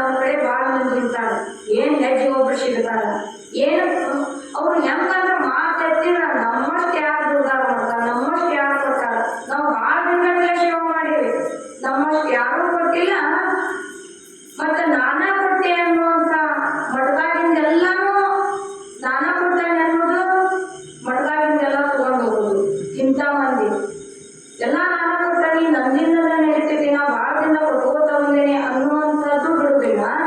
ನಾ ಕೊಟ್ಟನಿ, ನಾವು ಒಯ್ಯಾಕ ಅಧಿಕಾರದಾನೆ ಅಂತೇಳಿ ಮಠದಾಗಿಂದ ಯಾವ ವಸ್ತು ಬಿಡುವುದಿಲ್ಲ. ಹಂಗ ಹೊತ್ತುಕೊಂಡು ಹೋಗೋರು ಅದಾರ, ಹೊತ್ತುಕೊಂಡು ಈಗ ಸದ್ಯ ಹೋದವರು ಅದಾರ. ಆದ್ದರಿಂದ ನಮ್ಮ ಮಕ್ಕಳು ಮಠ ನಾವು ಮಕ್ಕೊಂದು ಅದಕ್ಕೆ ನಾವು ತಗೊಂಡು ಹೋಗ್ತೇವೆ. ಇಲ್ಲಿ ಕೊಡಾಕ ಹೋದೇವಿ, ತಗೊಂಡು ಹೋಗಾಕ ಹೋದೇವಿ ಅನ್ನುವಂಥವ್ರು ಅದರ ಹಿಂದ ನೀಲಗಂಗಮ್ಮ ಇರುವಂಥ ಸಮಯದೊಳಗ ಅಲ್ಲಿ ಆಕೆ ತಂಗಿ ಮಗ ಮಠದಾಗ ನೀಲಗಂಗಮ್ಮನ ತಂಗಿ ಬಸಮ್ಮ, ಆಕೆ ಮಗ ಮೊದಲ ಬಾಳೊಳಗ ಎಷ್ಟು ಮಠಕ್ಕೆ ಬಂದವ ಅವಳಿ ಮಾಡ್ತಿದ್ದ ಅಂತಂದ್ರ ಬರೀ ಬಂದು ಅಮ್ಮಗ ರೊಕ್ಕ ಕೊಡು ಅಂತ ಕಾಡ್ತಿದ್ದಂತ. ಅಮ್ಮ ಭಾಳ ಹೇಳ್ತಿದ್ಲಂತ, ಅವನು ಬ್ಯಾಡಪ್ಪ, ನೀನು ನನ್ನ ರಕ್ತ ಸಂಬಂಧಿಕರೇ, ನನ್ನ ತಂಗಿ ಮಗ ಅದಿ ಅಂದ್ರೂ ಕೂಡ ನೀ ಹಿಂಗ ಕಾಡುದು ಚಲೋ ಅಲ್ಲ ಅಂತ ಹೇಳ್ತಿದ್ಲು. ಊರಾನವ್ರು ನೋಡ್ತಿದ್ರು, ಅವ ಅಂತಿದ್ದ ಎಲ್ಲಾರ್ಗೂ, ಮಠದಾಗ ನಮ್ ದೊಡ್ಡವರ ಅಂತಿದ್ದಂತ. ಯಾರು? ನೀಲಗಂಗಮ್ಮನ ತಂಗಿ ಮಗ ಬಸಮ್ಮನ ಮಗ. ಒಂದು ದಿನ ಬಂದು ಅಮ್ಮಗೆ ಏನಂದ್ರ, ನನಗೆ ನಿಂಗೆ 13 ಪುತ್ಳಿಯನ್ನ ಮಾಡಿಸ್ಯ ಕೊಡ್ಬೇಕು ಅಂತ ಕಾಡಕತ್ತ. ಆಕೆ ಅಮ್ಮ ಅಂದ್ಲು, ಮುಂದೆ ನಿಮ್ಗೆ ಏನೋ ಕಾದಪ್ಪ ಬ್ಯಾಡ ಅಂತ ಹೇಳಿದ್ಲ. ಇಲ್ಲ, ನನಗೆ ಕೊಡ್ಸಬೇಕಂದಾಗ ಒಂದು ಮಾತು ಹೇಳಿದ, ನೋಡಪ್ಪಯ್ಯ, ಬಾವನ ದುಡ್ಡು ಬಾವಾಗ ಸಂಬಂಧಪಡ್ತದ, ಸನ್ಯಾಸಿ ದುಡ್ಡು ಸನ್ಯಾಸಿಗೆ ಸಂಬಂಧಪಡ್ತದ, ಅದು ಸಂಸಾರಿಕರಿಗೆ ಸಲ್ಲುವುದಿಲ್ಲ. ನೀ ಮತ್ತೇನಾರ ಹಿಂಗ ನಂದು ಅಂತ ತಿಳ್ಕೊಂಡು ಮಾಡಕತ್ತಂದ್ರ ಅದು ಮುಂದೆ ನಿನಗೆ ಗೋರ್ದಕ್ಕೂ ಕೇಡು ಮಾಡ್ತದೆ ಅಂತ ತಾಯಿ ಹೇಳಿದ್ಲು. ಯಾಕಂದ್ರೆ ಇಲ್ಲಿ ಯಾಕೆ ಇದನ್ನ ಹೇಳ್ತಾರ ಅಂತಂದ್ರ, ನಮ್ಮ ಅಪ್ಪನ ಮಠ ಐತಿ ಅಂತೇಳಿ ಅಲ್ಲಿ ಬಹಳ ಅಶ್ಲೀಲವಾಗಿ ವರ್ತನೆಯನ್ನ ಮಾಡುವಂತ ಜನ ಇರ್ತಾರೆ. ಎಲ್ಲದರ ಹಂಗ ಹರಿದು ಬಂದವ ಮಠದಾಗಿರ್ತಾನೋ, ಮತ್ತ ಅವ್ರು ನಮ್ಮ ಸಂಬಂಧಿಕರು ಅಂತ ತಿಳಿದಿರ್ತಾನೋ, ಇದು ತಿಳಿಯೋದಾಗಿರ್ತಾನೆ. ಎಲ್ಲ ಪ್ರತಿಯೊಬ್ಬರಿಗೆ ನಮ್ಮ ಅಪ್ಪನ ಮಠ ಐತಿ. ಅಲ್ಲಿ ಹೆಂಗಿರ್ಬೇಕು ನಾವು? ಭೂಮಿ ಮೇಲೆ ಕೊಡೋರು ರಗಡ ಜನ ಅದಾರ, ಭಗವಂತನಿಗೆ ಸದ್ಗುರುನಾಥನಿಗೆ ಕೊಡೋರು ಅದಾರ. ಕೊಟ್ಟು ನಾನೇ ಕೊಟ್ಟನಿ, ಅಲ್ಲಿ ತಗೊಂಡು ಹೋಗಾಕ ನಾ ಆಗ್ತಾ ಇದ್ದೇನೆ ಅನ್ನುವಂಥವ್ರು ಅವ್ರ ಮುಂದೆ ಯಾವ ದುಃಖಕ್ಕ ಹೋಗ್ತಾರ ಅನ್ನುವಂಥದ್ದು ಅದು ಹೇಳದ. ಆದ್ದರಿಂದ ಇಲ್ಲಿ ಭಗವಂತ ನಮ್ಮವನಾದ್ರು, ಅವನಿಗೆ ಕೊಡುವಂತ ಬುದ್ಧಿ ನಮಗಿತ್ತು ಅಂದಾಗ ಕೊಟ್ಟಿಂದ ಅದು ನಮ್ದಲ್ಲ. ಏನ ಕೊಡ್ರಿ ನೀವು ಮಠಮಾನ್ಯಕ್ಕೆ ಏನ ಕೊಟ್ಟರು ಕೂಡ ನಾವು ಕೊಟ್ಟೇವೆ ಅನ್ನುವಂಥ ಭಾವ ಬಿಟ್ಟು ಕೊಟ್ರಿ ಅಂದ್ರೆ ಅದರಲ್ಲಿ ದಾನ ಅನಿಸುವಂಥದ್ದು. ಮತ್ತು ಬಂದವರಿಗೆಲ್ಲ ಅದು ನಾನ ಕೊಡ್ತಾನೆ, ಅದು ನಾನ ಮಾಡ್ಸೇನೆ, ಅದು ನಮ್ದ, ಇದು ನಮ್ದ, ಅದು ನನ್ನ ಮಗ ಮಾಡ್ಸ್ಯಾನ ಅಂತ ನಾ ಕೊಟ್ಟೆ ಅನ್ನುವಂಥ ಭಾವ ನಿಮ್ಮಲ್ಲಿತ್ತು ಅಂತಂದ್ರೆ ಅಲ್ಲಿ ಭಗವಂತನ ಒಲುಮೆ ಆಗುವುದಿಲ್ಲ ಅಂತ ಹೇಳ್ತಾರೆ. ಆದ್ದರಿಂದ ಏನ ಕೊಟ್ಟರು ಅದಕ್ಕೆ ಮಾತಾಡಬಾರ್ದು, ಆಡದೆ ಕೊಡುವವನು ರೂಢಿಯೊಳಗೆ ಉತ್ತಮ ಅಂತ ವಾಕ್ಯ ಹೇಳ್ತಾ ಇದ್ದಾರೆ. ಯಾವಾಗ ಆ ಸದ್ಗುರು ಯಾರು ಸ್ವಾಮಿ ಅಂತ ಸಾಧುಗಳನ್ನ ಬಾಳ ಮಂದಿ ನೋಡೇನಿ ಅಂದಾಗ ಈ ಆಡುವ ಮಾತುಗಳು ಸಾಧು ಎಂಬುವ ಶಬ್ದ ಅವತಾರ ಮೂರ್ತಿಗೆ ಕೇಳಿಸ್ತು. ಆಗ ಯತಿವರ್ಯರು ಈ ನುಡಿಯನ್ನು ಕೇಳಿ ಕೋಪಿಸಿಕೊಂಡರು. ಹಲವರು ಸಾಧುಗಳಿರುವರು, ನೀನು ನೋಡಿರುವೆನೆನ್ನುವೆ, ಆದರೆ ಈ ಸಾಧುವಿನನ್ನು ನೋಡೆಂದು ಭೀಕರವಾದ ಶಬ್ದಗಳಿಂದ ಹೀಗೆ ನುಡಿದರು. ಈ ಬಾಳ ಮಂದಿ ಭೂಮಿ ಮೇಲೆ ಬಾಳ ಮಂದಿ ಸಾಧುಗಳನ್ನ ನೋಡಿರ್ಬೇಕು, ಆಗ ನನ್ನನ್ನ ಒಂದು ಸತಿ ನೋಡು ಅಂತೇಳಿ ಶಿಟ್ಟಿನಿಂದ ನುಡಿಯವರಾದ್ರು. ಕುರುಬರ ಮುದುಕಪ್ಪನ ಮನೆಯ ಬಾಗಿಲ ಮುಂದೆ ಗೋಡೆಗೆ 2 ಕಲ್ಲುಗಳು, ಆ ಕಲ್ಲುಗಳಿಗೆ ಸುಣ್ಣವನ್ನು ಹಚ್ಚಿ ಭೂಮಿಯಲ್ಲೇ ಹೂತು ನಿಲ್ಲಿಸಿದ್ರು. ಆಗಿನ ಕಾಲದೊಳಗ ಮನ್ಯಾಗ ಒಂದೊಂದು ದೊಡ್ಡ ಕಲ್ಲಿಗೆ ಸುಣ್ಣ ಕಾಮಣ ಹಚ್ಚಿ ಅವನ್ನ ಪೂಜೆ ಮಾಡ್ತಿದ್ರು. ಇಲ್ಲ ಊರಾಗ ನಡು ಊರಾಗ ಅವು ಕಲ್ಲು ಇರ್ತಿದ್ವು. ಹಂಗ ಆ ಶ್ರೀಮಂತನಾದಂತ ಮುದುಕಪ್ಪನ ಮನೆಯೊಳಗ 2 ಕಲ್ಲು, ದೊಡ್ಡ ಎಟ್ಟರು ಕಲ್ಲು. ಆ ಕಲ್ಲಿಗೆ ಆಜ್ಞೆಯನ್ನು ಮಾಡ್ತಾ ಇದ್ದ ಸದ್ಗುರುನಾಥ, ಈ ಕುರುಬನ ಮನೆಯೊಳಗೆ ನೀನು ಒಬ್ಬಳು ದುರ್ಗಿಯಾಗು ಮತ್ತು ನೀನು ಒಬ್ಬಳು ಮಹಾಶಕ್ತಿ ಕಾಣಿಯಾಗಿ ಇವರ ಮನೆಯಲ್ಲಿರುವ ಜನರನ್ನು ಶೀಳಿ ಚೆಲ್ಲಿದೆಂದು ಅವೆರಡೂ ಕಲ್ಲುಗಳಿಗೆ ಆಜ್ಞಾಪಿಸಿದರು. ಆಗ ದುರ್ಗಾದೇವಿಯು ಕಾಳಿಕಾದೇವಿಯು ಮುದುಕಪ್ಪನ ಮನೆಯೊಳಗೆ ಬಂದು ಪ್ರವೇಶಿಸಿದರು. ಇಬ್ಬರು ಜನರಿಗೆ ಅವರ ಮನೆಯಲ್ಲಿ ವಾಂತಿಯಾಗಿ ಕಾಣುತ್ತಲೂ ಮತ್ತು ಬೇಗ ಜುಲಾವದಿಂದಲೂ ನಿಲುಗಡೆ ಇಲ್ಲದೆ ನಡೆಯಿತು. ಯಾವ ಬಾವಿಗಾಳದೊಳಗೆ ಒಬ್ಬರಿಗೂ ಈ ರೋಗವು ಬಂದಿರುವುದಿಲ್ಲ. ಅದೇ ದೇಶದಲ್ಲಿ ಮುದುಕಪ್ಪನ ಮನೆಯಲ್ಲಿ ಈ ರೋಗ ಬಂದೊಡಗಿತು. ಅವರಿಬ್ಬರಿಗೂ ಅಂಟಿಕೊಂಡಿರುವ ವಾಂತಿಯಿಂದಲೂ ಬೇದಿಯಿಂದಲೂ ಈ ರೋಗವು ಯಾವ ಉಪಾಯವು ಮಾಡಿದರೂ ಶಮನವಾಗಲಿಲ್ಲ. ಮುಂದೆ ಬೆಳಗಿನ 5 ಗಂಟೆಯ ಸಮಯಕ್ಕೆ ಮರಣವನ್ನಪ್ಪಿದರು. ಯಾವುದರ ಸಲುವಾಗಿ? ಕೇವಲ 1 ರೂಪಾಯಿ ಭಗವಂತನಿಗೆ ಕೊಡಲಾರ್ದಕ್ಕ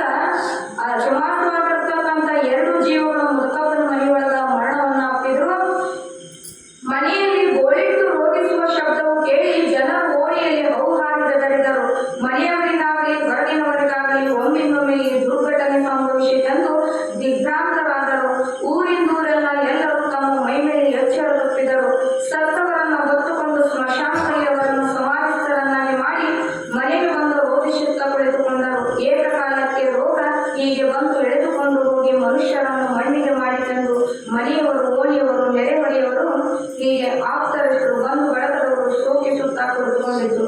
ಏನು ಇಬ್ಬರು ಸತ್ತು ಬಿಡುತ್ತೆ, ಏನಿದು ಒಮ್ಮಿತವನಿಗೆ ಹಿಂಗ್ಯಾಕಾತು ಎಂದು ಬರುವಂತ ರೋಗ, ಇಬ್ಬರನ್ನು ಬಲಿತವಂತಲ್ಲ ಅಂತ ಅವ್ರನ್ನ ಮಣ್ಣು ಕೊಟ್ಟು ಬಂದು ಮನೆಯಾಗ ಕುಂತಿದ್ರು.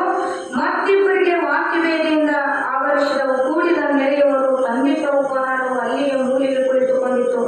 ಇದನ್ನ ನೋಡಿದವರು ಅಲ್ಲಿಂದ ಎದ್ದು, ಇನ್ನು ನಮಗೆಲ್ಲಿ ರೋಗ ಬಂದು ಹಿಂದಿತು ಅಂತ ಹೇಳಿ ಆ ತಂದಂತ ಊಟವನ್ನು ಅವರು ಮನೆಯವರಿಗೆ ಉಣಿಸ್ದಂಗ ಎದ್ದಲ್ಲಿಂದ ಹೋದ್ರು.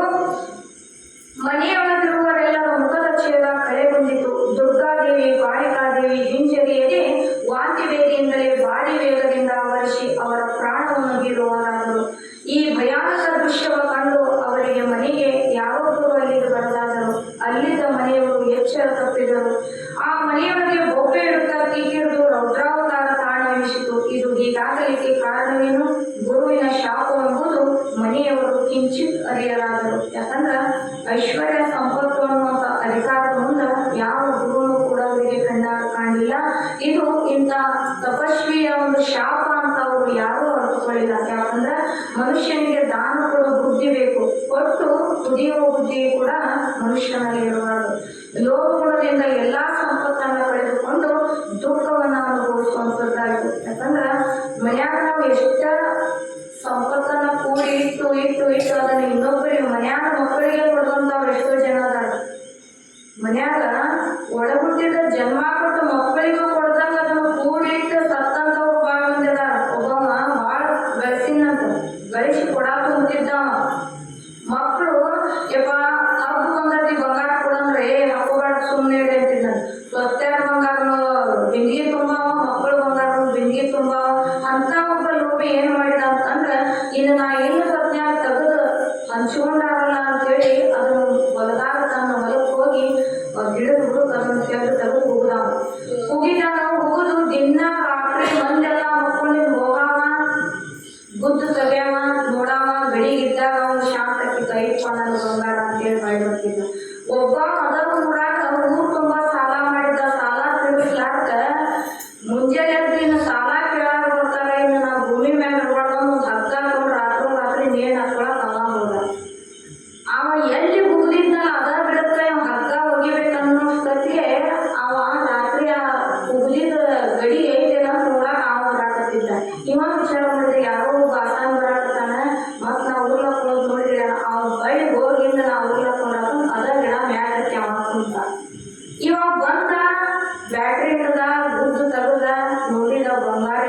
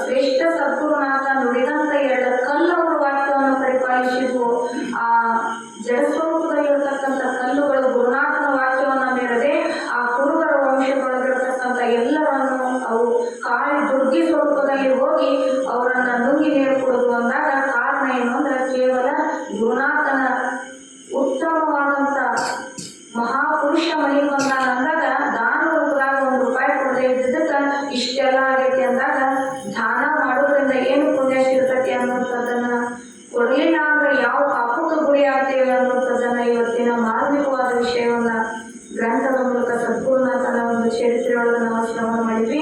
ಅಂತ ಯಾವ ಶ್ರೇಷ್ಠ ಬುದ್ಧಿಯನ್ನ, ದಾನ ಕೊಡುವಂಥ ಬುದ್ಧಿಯನ್ನ ಕೈ ಭಗವಂತ ಯಾಕೆ ಕೊಡ್ತಾನಂದ್ರ 10 ಬಳ ಉಂಗ್ರ ಹಾಕೊಂಡು ಅಡ್ಡಾಡ್ತಿರ್ತಾನ. ಕೈ ಯಾಕಂದ್ರ ಒಂದೊಂದು ಕರ್ಣಗಳನ್ನು ನಮಗೆ ಸಕಲ ಇಂದ್ರಿಯಗಳನ್ನು ಭಗವಂತ ಯಾಕೆ ಕೊಡ್ತಾನಂದ್ರ ಒಂದೊಂದಕ್ಕೂ ಒಂದು ಶ್ರೇಷ್ಠವಾದ ಕೆಲಸವನ್ನ ಮಾಡಕೊಡ್ತಾನ. ಕಣ್ಣು ಯಾಕ? ಕಣ್ಣು ಇದ್ದಾಗ ಇಂಥ ಭಗವಂತನವನ್ನ ಅವರ ಮೂರ್ತಿಯನ್ನಾಗಲಿ ಗುರುಮೂರ್ತಿಯನ್ನ ಕಣ್ತುಂಬ ನೋಡ್ಬೇಕು. ಕಣ್ಣು ಕಾಣಂಗಾಗಿ ಕೈಯಾಡಿಸುವ ಜ್ಞಾನ ಮಠಕ್ಕೆ ಬರಕ್ ಆಗೋದು ಅಂತ ಎಷ್ಟೋ ಮಂದಿ ಹೇಳ್ತಾರೆ. ಕಣ್ಣು ಯಾಕೆ ಕೊಡ್ತಾನಂದ್ರ ಒಳ್ಳೆಯದನ್ನ ನೋಡ್ಬೇಕು, ಗುರುಮೂರ್ತಿಯನ್ನ ನೋಡ್ಬೇಕು, ಅಂತ ಭಗವಂತನ ಸ್ವರೂಪವನ್ನೇ ನೋಡ್ಲಿಕ್ಕೆ ಕಣ್ಣು ಕೊಡ್ತಾನ. ಕಿವಿ ಯಾಕೆ ಕೊಡ್ತಾನಂದ್ರ 10 ತೊಲಿ 16 ತೂತು ಮಾಡಿ ಕುಟುಂಬ ಬಂಗಾರ ಹಾಕೊಳಕ್ ಕೊಡ್ತಾನ ಅಂತ ನಾವು ತಿಳ್ಕೊಂಡಿವಿ. ಕರೆ ಗುರುವಿನ ಹಿತವಾದ ಸದ್ವಾಕ್ಯಗಳನ್ನ ಶ್ರದ್ಧಾ ಭಕ್ತಿಯಿಂದ ಕೇಳಬೇಕಂತ ಅಂದಾಗ ಕಿವಿಗೆ ಶೋಭಾ, ಕಿವಿಗೆ ಕಿಮ್ಮತ್ತು, ಒಳ್ಳೆಯದು ನೋಡಿದ್ರ ಕಣ್ಣಿಗೆ ಕಿಮ್ಮತ್ತು ಸಿಗ್ತದೆ. ಬಾಯಿ ಇನ್ನೊಬ್ಬರ ಬರೀ ಹೋಗಾಕ ಬರೋದು ಬೆಳಗ್ಗಿಂದ ಅತ್ತಿ ಸೊಸಿದು ಮಾವ ಹಳೆ ಇದನ್ನ ಮಾತಾಡಿ ವ್ಯರ್ಥವಾಗಿ ನಾಲಿಗೆಯ ದೋಷವನ್ನ ತೊಳ್ಕೋಬೇಡ. ಆಚಾರವಿಲ್ಲದ ನಾಲಿಗೆ, ನಿನ್ನ ನೀಚ ಬುದ್ಧಿ ಬಿಡು ನಾಲಿಗೆ ಅಂತ ಯಾಕೆ ಹೇಳ್ಯಾರಂದ್ರ ನಾಲಿಗೆ ಯಾಕೆ ಕೊಡ್ತಾನಂದ್ರ ಅಂತ ಪರಮಾತ್ಮನ ಸ್ಮರಣೆ ಮಾಡ್ರಿ ಅಂತ ನಾಲಿಗೆಯನ್ನ ಕೊಟ್ಟಾನ. ಕೈ ಯಾಕೆ ಕೊಡ್ತಾನಂದ್ರ ಇಂಥ ಪುಣ್ಯ ಕಾರ್ಯಕ್ಕೆ, ಧರ್ಮದ ಕಾರ್ಯಕ್ಕೆ, ದಾನವನ್ನ ಮಾಡಕ್ಕೆ ಕೈ ಕೊಟ್ಟಾನ. ಕಾಲುಗಳು ಯಾಕೆ ಕೊಟ್ಟಾನಂದ್ರ ಇಂಥ ಗುರುವಿನ ಸ್ಥಾನಕ್ಕೆ ಬಂದು ನಿನಗ ಭಾರವಾಗಿರ್ತಕ್ಕಂಥ ಮನಸ್ಸನ್ನ ಹಗುರು ಮಾಡ್ಕೊಳಕ್ಕೆ ಇಲ್ಲಿ ಬಂದು 10 ನಿಮಿಷ ಕುಂತ ಮನಸ್ಸು ಎಷ್ಟು ಶಾಂತ ಆಗ್ತದೆ. ಬೆಳಗಿನ ಪೂಜೆ ನೋಡ್ಬೇಕು ನೀವು. ಎಲ್ಲಾ ಪೂಜೆದಾಗ ಪ್ರತಿಯೊಬ್ಬ